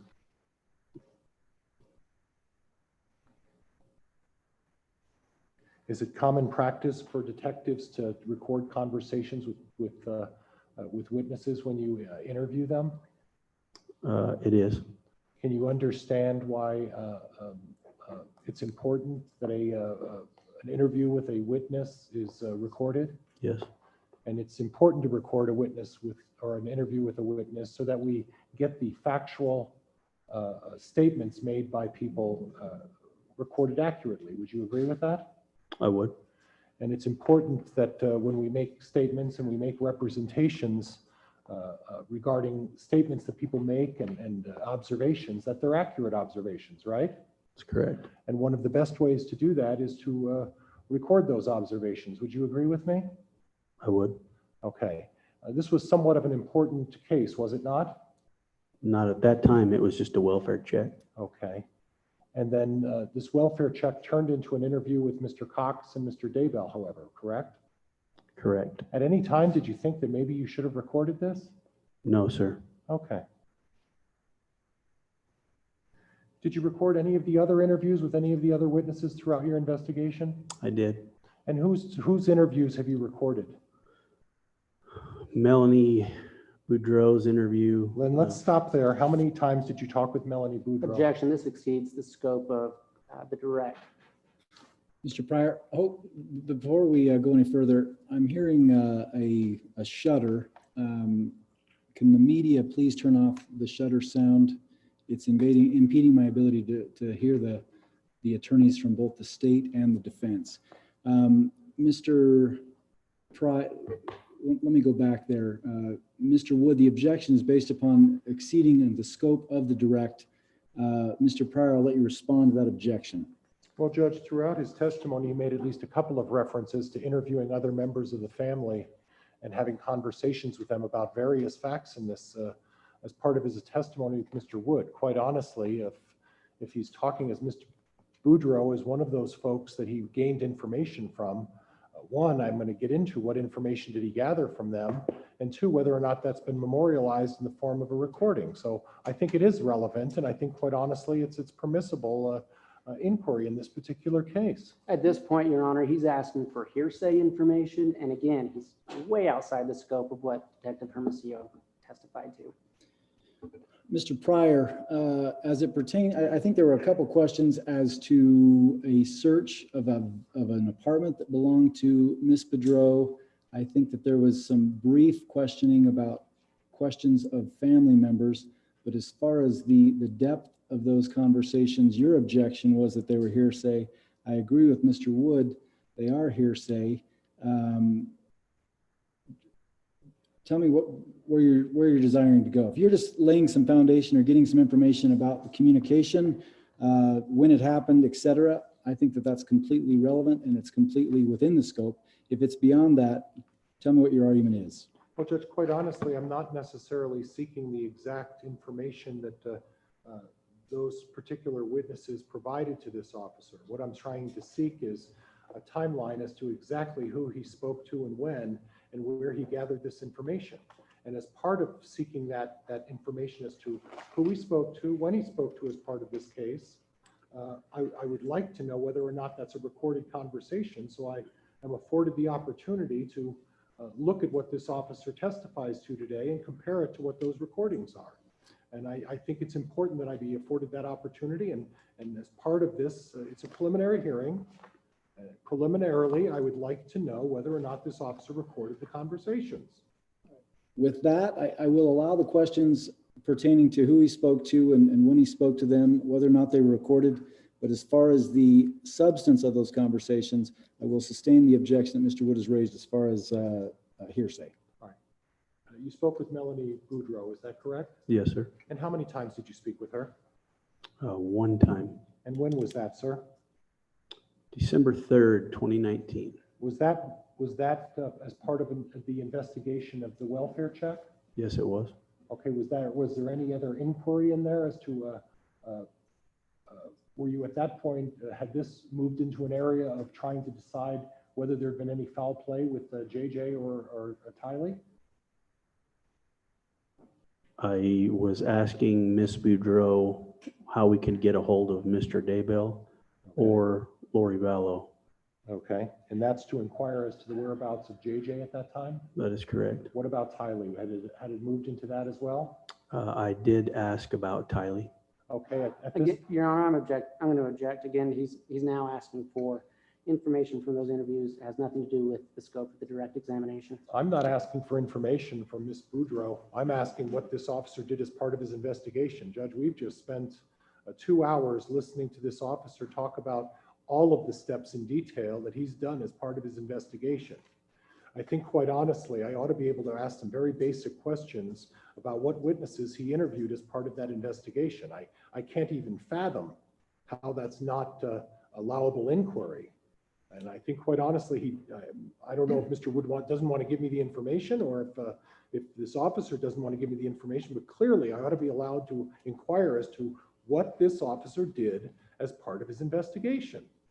As it pertains to the inquiry of whether or not Tylee Ryan was discussed, I'll allow that question. I'll have the officer answer that question. The deeper substance of that conversation, I agree, is beyond the scope. Okay. Was part of your inquiry to discuss Tylee as well? Yes, it was. So this had gone beyond the welfare check of JJ. It had gone to, we're trying to find out if there's any sort of issues regarding JJ and Tylee at this point. Is that correct? We're trying to find their whereabouts. Okay. And at that point, were you concerned about their whereabouts in Yes, December? we were. Yes, we were. Were you significantly concerned about their whereabouts in December? Yes, we were. Okay. Was that conversation with Melanie Boudreau, was that a recorded conversation? It was. Okay. And you provided that to the prosecuting attorney, Yes. as well as a statement of your complete interview with Judge, I heard a noise, I'm sorry. I think it was someone's chair. Okay, as well as a complete dissertation of what that interview involved. Is that correct? Correct. Okay. So in December, it was important that you record that conversation. What other family members did you discuss the case with? Let's try Garth. Did you talk to Garth? I didn't personally talk to Garth. You did not? No, I did not. Okay. Did you talk to Emma? I did not personally talk to Emma. Did you talk to Melanie Gibbs? I did talk to Melanie Gibb. You did? Yes. How many times? By what date, sir?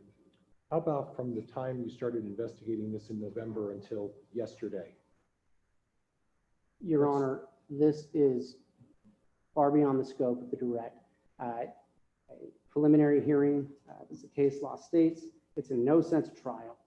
Not a trial. It does not require the same formality and precision observed at a trial. The state is not required to put on every bit of evidence it has. And the scope of the cross-examination should be limited to the direct. At this point, defense is using this as a fishing expedition to try and find out everything that they may want to know, but that is not the subject of this preliminary hearing. This is a probable cause hearing. That's why we're here. It's not a hearing for the defense to ask every question they may want to ask. And Judge, when the prosecuting attorney elects to spend 2 hours with a witness going into what I call significant detail about every aspect of this case, at that point, this prosecuting attorney opened the door to allowing me to inquire about all of this stuff.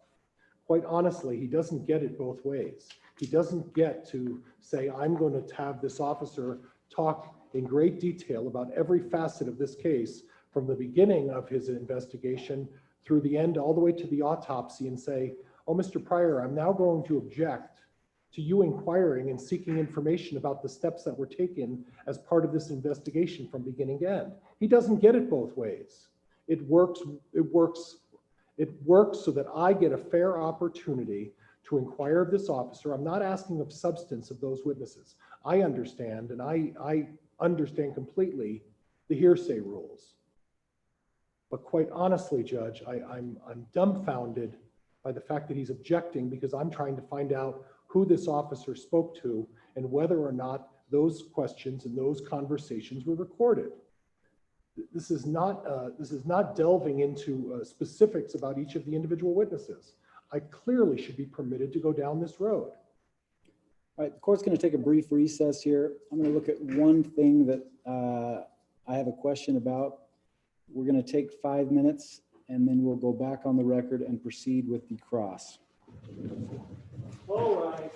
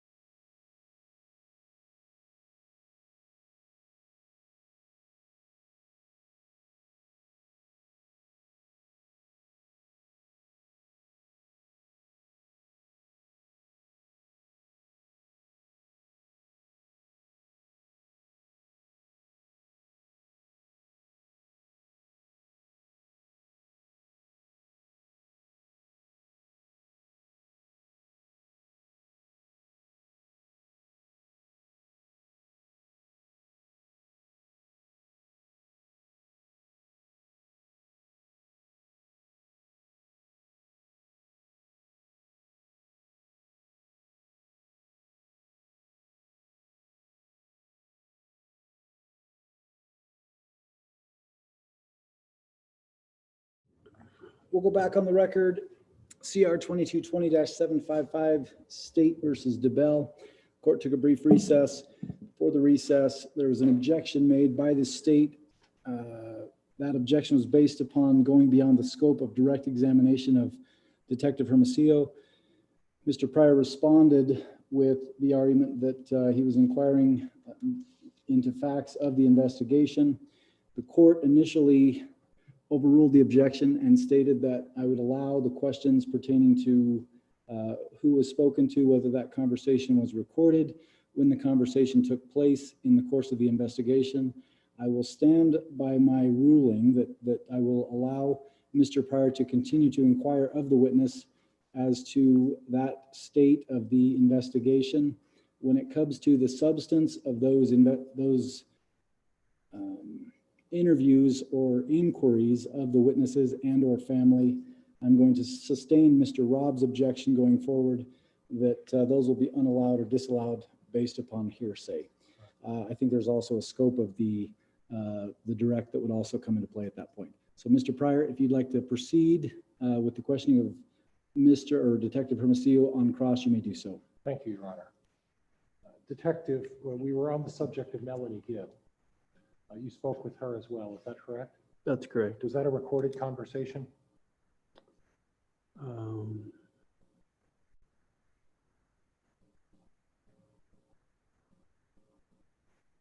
I think one of them, the last one was.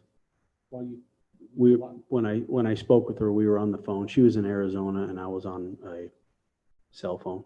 did you ever have the occasion? Now, my recollection, and correct me if I'm wrong, officer, my notes seem to reflect that you said you spoke with Melanie Gibb once. Was I incorrect in my notes? No, I had spoken with her once in person. Oh, once in person, okay. And then on the phone the rest of the times. Okay, and the date that you spoke to her in person, where was that location? That was in Salt Lake City, And the date of or that? Provo, I believe, Provo. And that discussion in Salt Lake City was on what date, sir? I don't recall the date. Okay, all right. Now, you said it was Salt Lake City, it was Provo, was it not? It was Provo area, yeah. Provo area, not Salt Lake City, correct? And as part of that discussion, you drove down to Salt Lake City to interview her, is that correct? That's correct. And accompanying you on that trip was Lieutenant Ball, is that correct? That's correct. And also accompanying you on that trip was Mr. Wood, is that correct? Yes, sir. And do you have any recollection of during that one-to-one face-to-face interview between you, Mr. Wood, Lieutenant Ball and yourself and Melanie Gibb, was that recorded at any time? I believe Lieutenant Ball had recorded that conversation. You believe or you know? I believe he recorded the conversation. You did not record it? No, sir. Who was the head investigator of this investigation at this point? I was the lead investigator, Okay. but he was the supervisor on scene. Okay, and as the lead investigator, you chose not to record that conversation, is that correct? I did not record that conversation. And as the lead investigator, you chose not to record that conversation. That was an affirmative decision not to record the conversation. Objection asked and answered. I didn't get the Sustained. question. You can move on, Mr. Pryor. And then there was a phone conversation with Ms. Gibb, is that correct? That is correct. When was that? That was in December sometime. Is there a reason you don't know the specific dates? In a number of instances here, we've had occasions where you seem to suggest the month, but you don't know the specific date. Is there a reason behind that? Those weren't super important dates to me. I interviewed a lot of people throughout the last 8 months. Okay, and as a preparation for this hearing, did you review your reports and your supplements as part of your preparation to testify today? I did. Okay.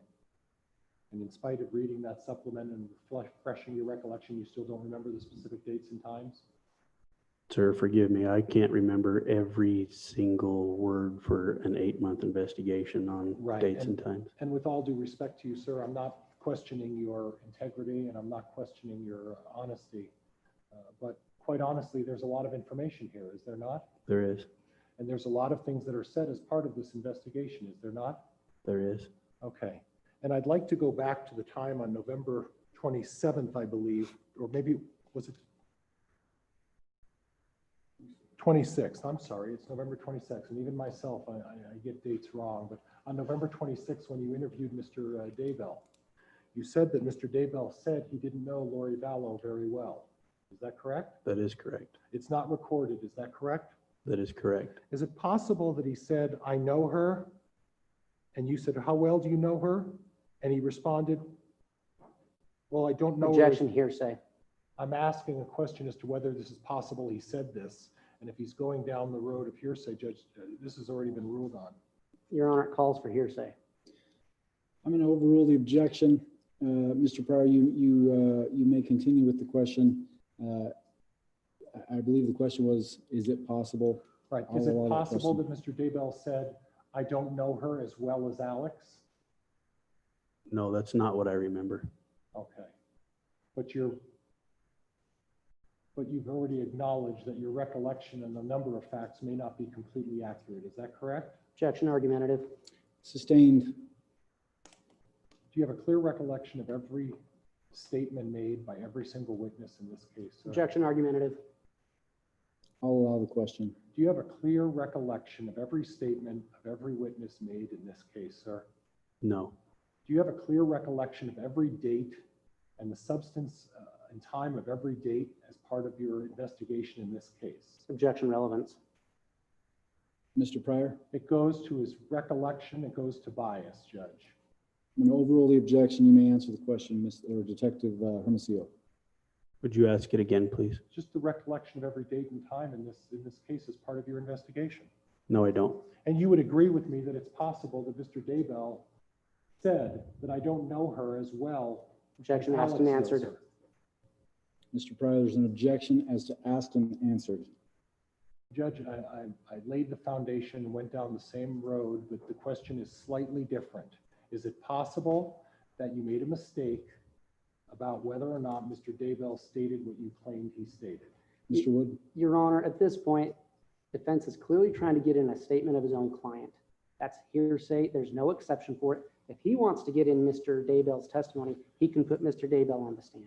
I'm going to sustain the objection on the ground that it's been asked and answered. I think it was asked the exact same way. I don't think he answered it in the way that you wanted him to answer it, but it has been asked and answered. Let's move on. Okay. Now, officer, your testimony originally was that the last time that they saw JJ was the 22nd of September. Objection, that's vague reference to they, doesn't state who that is. So the objection is to foundation? Yes. Mr. Pryor, do you want to lay a little bit more foundation before engaging in a conversation on that date? As part of your investigation, you were able to ascertain a date based on reviewing pictures and evidence of when you believe the last time JJ Vallow was seen. Is that correct? That is correct. And as part of your testimony to today, you said you believe that the last day was the 22nd of September. Is that correct? That is correct. Okay. Now, as part of your investigation, did you contact JJ's school? Yes, we did. And as part of your investigation, were you able to ascertain the last day that the school had him registered and attending school? Yes, And that was the September 23rd, was it not? that is not correct. Would it surprise you to learn that there are statements about JJ Vallow attending school on the 23rd? Initially, we talked to the school and we had an unexcused absence on the 23rd, but an excused absence on the 24th. So in the initial part of the investigation, we believe that JJ may have gone to school on the 23rd, but later learned that was not the case. And as part of your investigation into that issue, did you record that conversation with any of the officials? I did not personally speak to the school. Do you know who spoke to the school? Detective Dave Hope.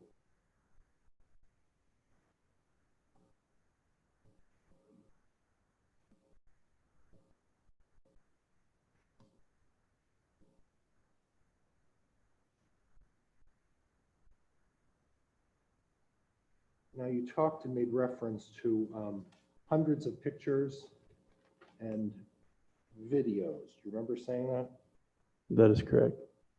Did you provide those hundreds of pictures and videos to the prosecuting attorney? I assumed that he had gotten the photographs that we have gotten. Okay, but that wasn't the question. The question is you made mention of reviewing hundreds of photos and hundreds of videos. Okay. Through- Objection, I think he's misstating the witness's earlier testimony. Mr. Pryor, will you repeat the question? And Mr. Wood, if you believe he is misstating the witness's testimony, I'll allow you to make the objection again. Judge, the witness had previously said that as part of his investigation, he looked at hundreds of videos and pictures. I'm inquiring as to whether or not all of those videos, those hundreds of videos and hundreds of pictures have been provided to Mr. Wood as part of this case. I'll allow the question. I'll direct the witness to answer. During the course of the investigation, there have been numerous people that had played YouTube videos, friends that had uploaded things to the internet, things of that nature, which we saw Tylee or JJ on. The videos and photographs that we had obtained, the prosecutor has copies of. Okay.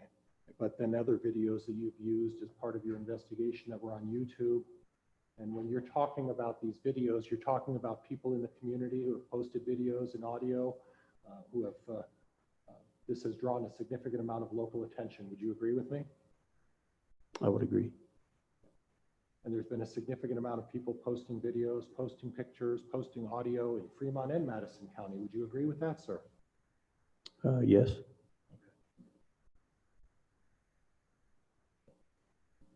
Now, as part of your search warrant, initially to go into the, and there were 3 apartments, if my recollection is correct, and please correct me if I make a mistake. There were 3 apartments that you sought and obtained a search warrant for, is that correct? That's correct. And the date that you sought that search warrant was when, sir? November 27th, 2019. And the purpose of that search warrant was to search to determine whether or not Joshua J. Vallow was present in any of those apartments. Is that correct? That's correct. Was the purpose of that search warrant to obtain information and gather evidence in other regards? No, The sole purpose was to go in there to look and see if there was a human person in any of those units. Is that correct? we were looking for any person in those units and to see if we can find out the whereabouts of JJ. Okay. Was it part of that? Did that search warrant scope include the ability to obtain and take evidence and information to help support you in a later time? Yes, it did. Okay. Now, when you searched Alex's apartment, and that was 107, is that right? Alex was staying in 175. That's where his belongings were. In 175? Yes. And who was the person who owned 175 or rented 175, excuse me? On the rental agreement, I believe it was Alex Cox that was on 175. Okay. And what number was Laurie Vallow's? 107. And you also went into 174, is that correct? That's correct. Okay. And Melanie Boudreaux's was what? 174. If I could have just a moment, Judge. You may. Mr. Pryor, Mr. Pryor, if you do not want that to be on the record, you need to push that button right in front of the microphone there, so that green light is not on while you're talking. If you hold it, you need to hold it down. Thank you.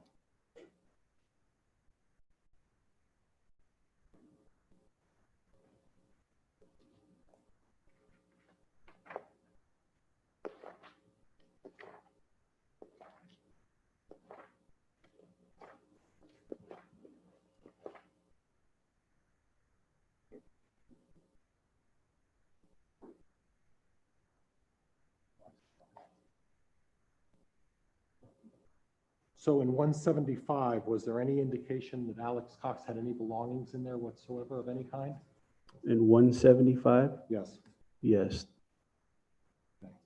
Were there any indications that Alex Cox had belongings in 107? 107 was vacant. Okay. Was there any indication that Lori Vallow had ever resided in 175? Yes. Okay, do you have a length of time as to how long she was in 175? No. Okay. Are you of the opinion that Lori Vallow and Alex Cox were living together in Unit 175 at some time? Objection calls for speculation. Do you have any personal information as part of your investigation that Lori Vallow and Alex Cox were residing together in Unit 175? I have no information that they lived there at the same time. Okay. They may have lived there at different times in that unit. Is that what you're suggesting? I'm suggesting when we did the surveillance, that's where Lori Vallow was residing, and we had She was located residing where? in 175. Okay. All right. And we're going to get to the surveillance. So you talked about that in a minute, if you may. So at any point, as part of your surveillance, did you see her residing in 107? No. As part of your surveillance,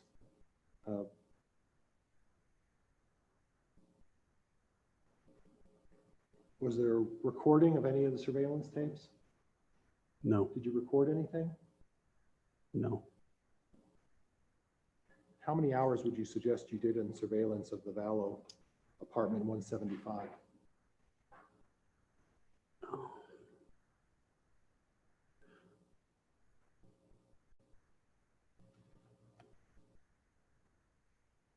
Oh,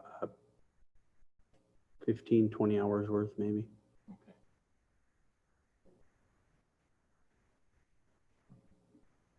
You talked about phone records initially in regards to the November 27th inquiry. Whose phone records specifically were you looking at as part of your initial investigation? Lori Vallow's and Chad Daybell's. Did you inquire as to Alex Cox's phone records? I believe we did. I'm not sure if it was on the 27th or not. Okay. All right. Did you inquire as to when Lori Vallow and Alex Cox both moved here together? Approximately what date? Yes. When was that? 1st of September. And you made some reference to the relationship between Lori and Alex. Do you have specific information that would suggest they had a very close relationship? Yes. And what information is that, officer? Information we had obtained through Gilbert, Arizona, through their investigation. Okay. And when Lori Vallow chose to move here on the 1st of September, Alex Cox at the same time moved here as well, did he not? He did. Okay.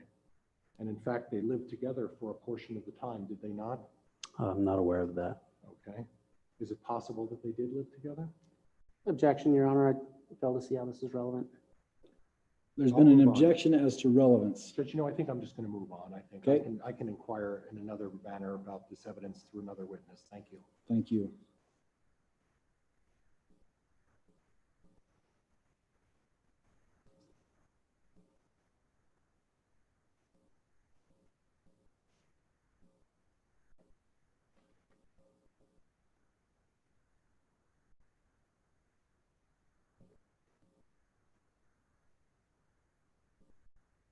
I'd like to turn our attention now to the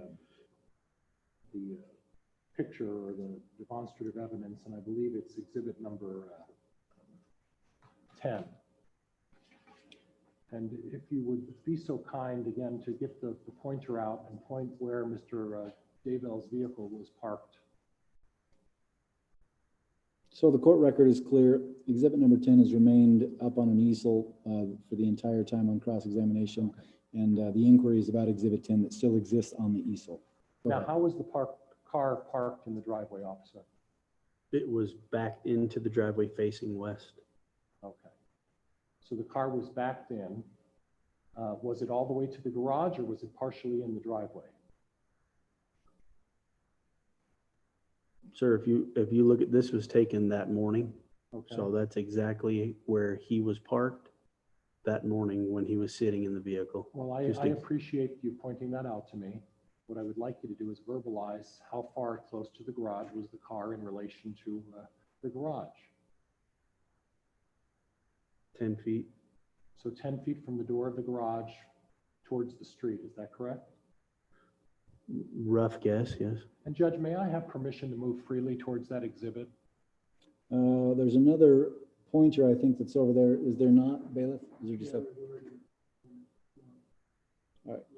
If you're gonna move over there, Mr. Pryor, number one, I'm gonna require you to wear a mask, and then number two, do you plan on touching the exhibit? No, Judge, in light of the court's concerns, I think what I'll do is I'll try to talk this witness through this as well, rather than, and I see where the court is going, and I agree.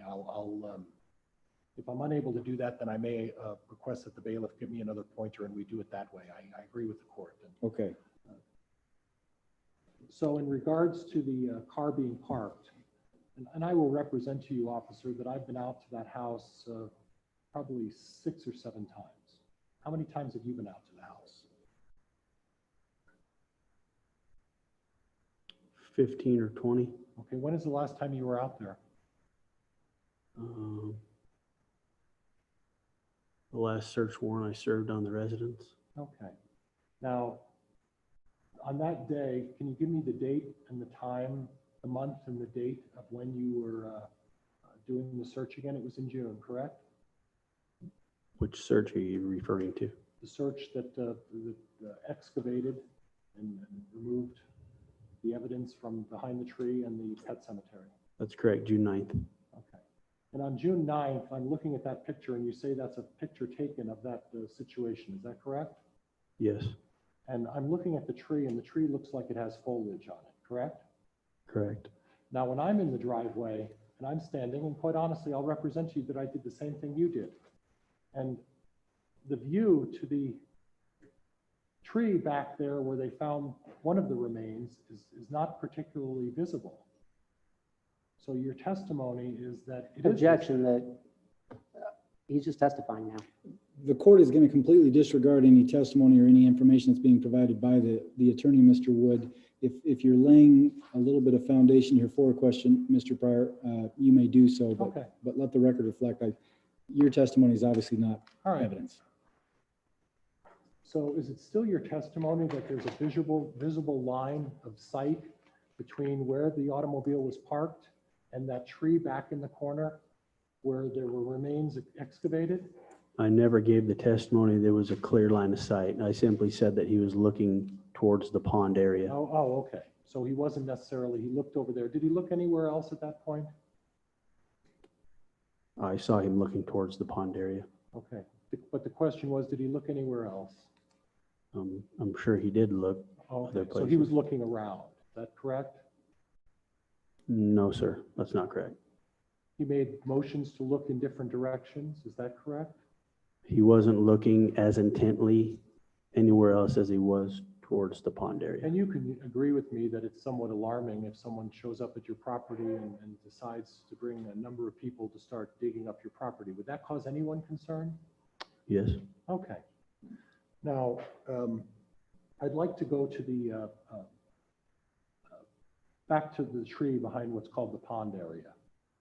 When we're talking about the excavation of the pond area, how deep down was it that the remains were found in the pond area back there?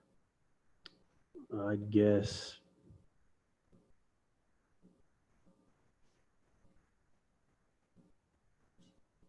6-8 inches Shallow. shallow.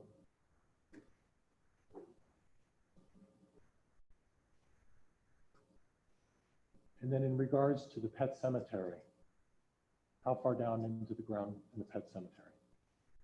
I couldn't testify to that. I wasn't there when they Okay. began the initial digging. Fair enough. And based on the 25, I'm sorry, I misstated that, didn't I? 15 trips that you took out there? Is that what you said? Yes, sir. 15 to 20? On the Yes. 15 to 20 trips out there, do you have a recollection of how big that pet cemetery is?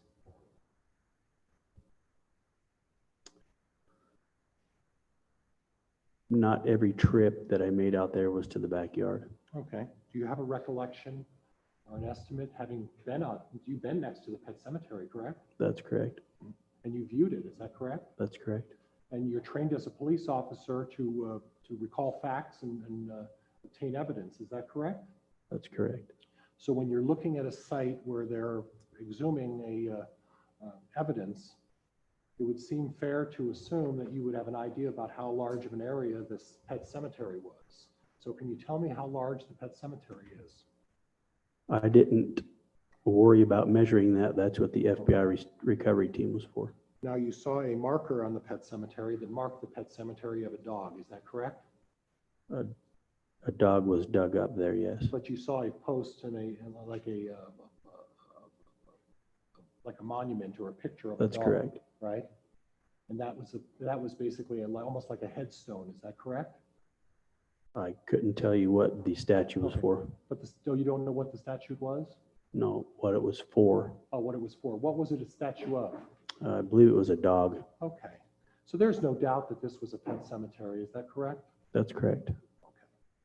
And there's no doubt that this was a well-defined fire pit that was back there, correct? Correct.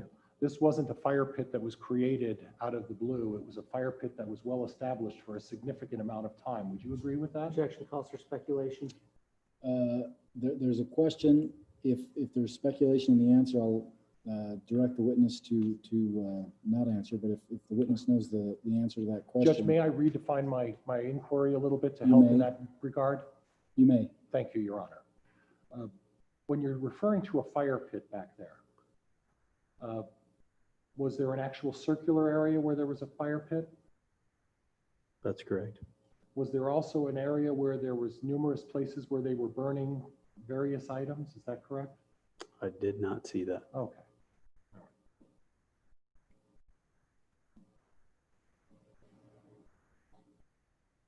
Now, you talked a little bit about your experience in identifying human remains, and that it offers a unique smell when you see human remains.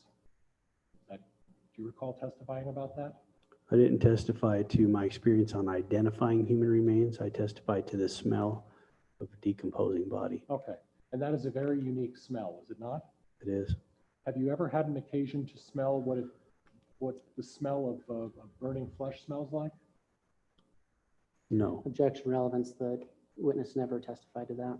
Well, he talked about the fact that when he observed the area of the pet cemetery, that he observed burned flesh and burned bones. And I think I ought to be able to inquire as to where his knowledge of making that representation comes from. Just so I'm clear, I believe that the testimony pertaining to a smell came from the first uncovering of a body, and that's not the same place as the pet cemetery.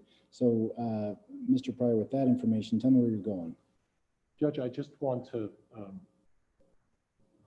inquire, Judge, as to where he gains his knowledge of being able to identify that remains were actually burned and that the bones were burned. And I'd like to know where the source of that knowledge is. So if you want to ask questions about his background on burned flesh or whatever else, you can do so. I'll let you do that. Mr. Wood, any other comments? No. Do you have any experience in identifying burned flesh and burned bones? Define experience, you Have mean? you been part of investigations that have involved other burned bones or other burned flesh? No. Have you ever had an occasion to smell what it's like when human remains are burned or scorched? Yes, Okay, and that lays off a very distinct smell, does it not? it does. And it's beyond pungent. It's a very, very easily identifiable smell when human remains are burned, is it not? It is. And that's something that would be very noticeable if in fact human remains were burned. It's very identifiable. You would agree with that, would you not? Objection calls for speculation. Judge, he testified about his experience. I think I ought to be able to inquire as to whether it's easily identifiable. I'll allow the question. If the witness knows the answer to the question, he can answer. If he does not, he can say he doesn't know. All right. Do you know whether it's easily identifiable in your experience? Freshly burned flesh? Any This- burned flesh. This had been sitting out there for quite a while, so Okay. the overwhelming smell of the decomposition is what I smelled. And I appreciate that, but what I'm asking you about is whether or not the smell of burning flesh is a very identifiable smell. That's right. And it's very, and it's not something that's easily disguised. You would agree with that, correct? I would agree. Okay, now let's go back to the chart. And let's go back to, excuse me, I said chart, Judge. I want to say exhibit number 10, the demonstrative evidence. Noted. Thank you, Your Honor. And I'll slow down, Judge. I think I think I'm getting a nod from our friend at the clerk saying for me to slow down. So, Madam Clerk, I will pace a little better. Thank you for your patience. When I'm looking at that aerial view, and I'd like you to take the pointer and put it at the front where Mr. Daybell's car is parked. Okay. Directly across the street, are there any residences? There is a residence. Do you know the owners of those residences? No, I do not. Okay, did you interview them? I did not personally. Did anybody interview them? I can't answer to that. Okay. Now, directly across where the pond is, we'll go to the pond and then we'll head towards the road. Is there a residence there? There is. And there's no obstruction of the view of that residence to the pond. Would you agree with that? I can't testify to that, sir. Do you see any trees that are blocking the view from that house across the street to the pond? I can't see what's on the other side of the road Okay, based on fair this. enough, fair enough. And now I'd like you to put the pointer on the pet cemetery. And from the pet cemetery, go to 1900. No, I'm sorry, go to the other street, not 1900, that street. And I'm trying to recall, and I'm sorry, my memory is the same thing. I'm trying to remember the name of the street. The name of the street is what? 200 North. 200 North, that's right. And across from the pet cemetery, directly across from the pet cemetery on the other side of the street is another residence, is there not? There is. And then if you take the house and you go on the corner of the house that's sticking out, and almost kitty corner 200 and 1900, could you put the marker on that as well? 200 and 1900? Yeah, just in the right there. Now, if you go on the opposite side of the street, there's a residence there as well, is there not? Over here? Yes. Yes. And then a kitty corner from the Daybell house, there's a white residence across the street as well, is there not?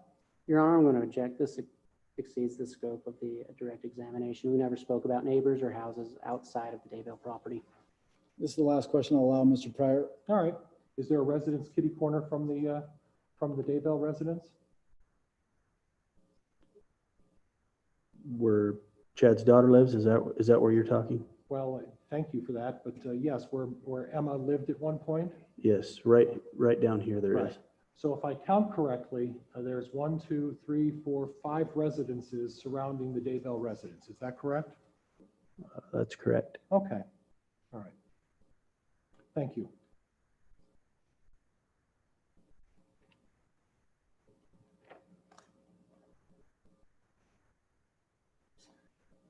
Specifically, who was present at the excavation at the pond? Do you have a recollection of who exactly was there? No, I do not. Okay. Do you have a recollection of who exactly was at the pet cemetery? Not everybody. No, I do not. Do you have a broad estimate of how many people were there?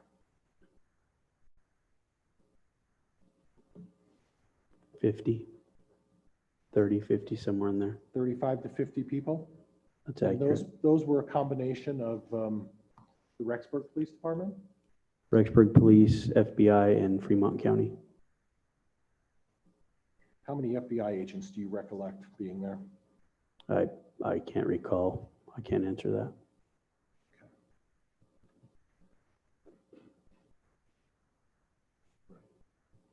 Did you have an occasion to interview David Warwick? We did. Was that a recorded conversation? That was the same time Melanie Gibb was interviewed. So the question was, again, was that a recorded I conversation? believe it was by Lieutenant Ball.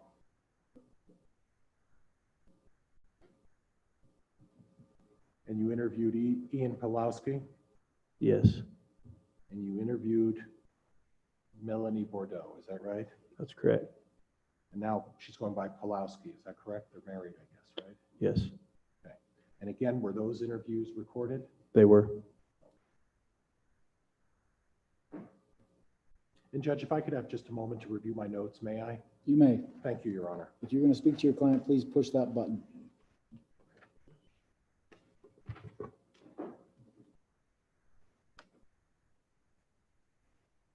Judge, I think that's all I have at this point. Thank you, Your Honor. Mr. Wood, it is approximately 5 minutes to noon. Would you like to do redirect right now, or do you want to take a break right now and do redirect after lunch? Your Honor, if we do any redirect, we'll wait till after lunch. We're going to take a recess right now, then we'll reconvene at 1 p.m. And at that point, we will start redirect with Mr. Wood and the witness, Detective Hermosillo. We'll be back here in an hour. Thank you, Your Honor. All right.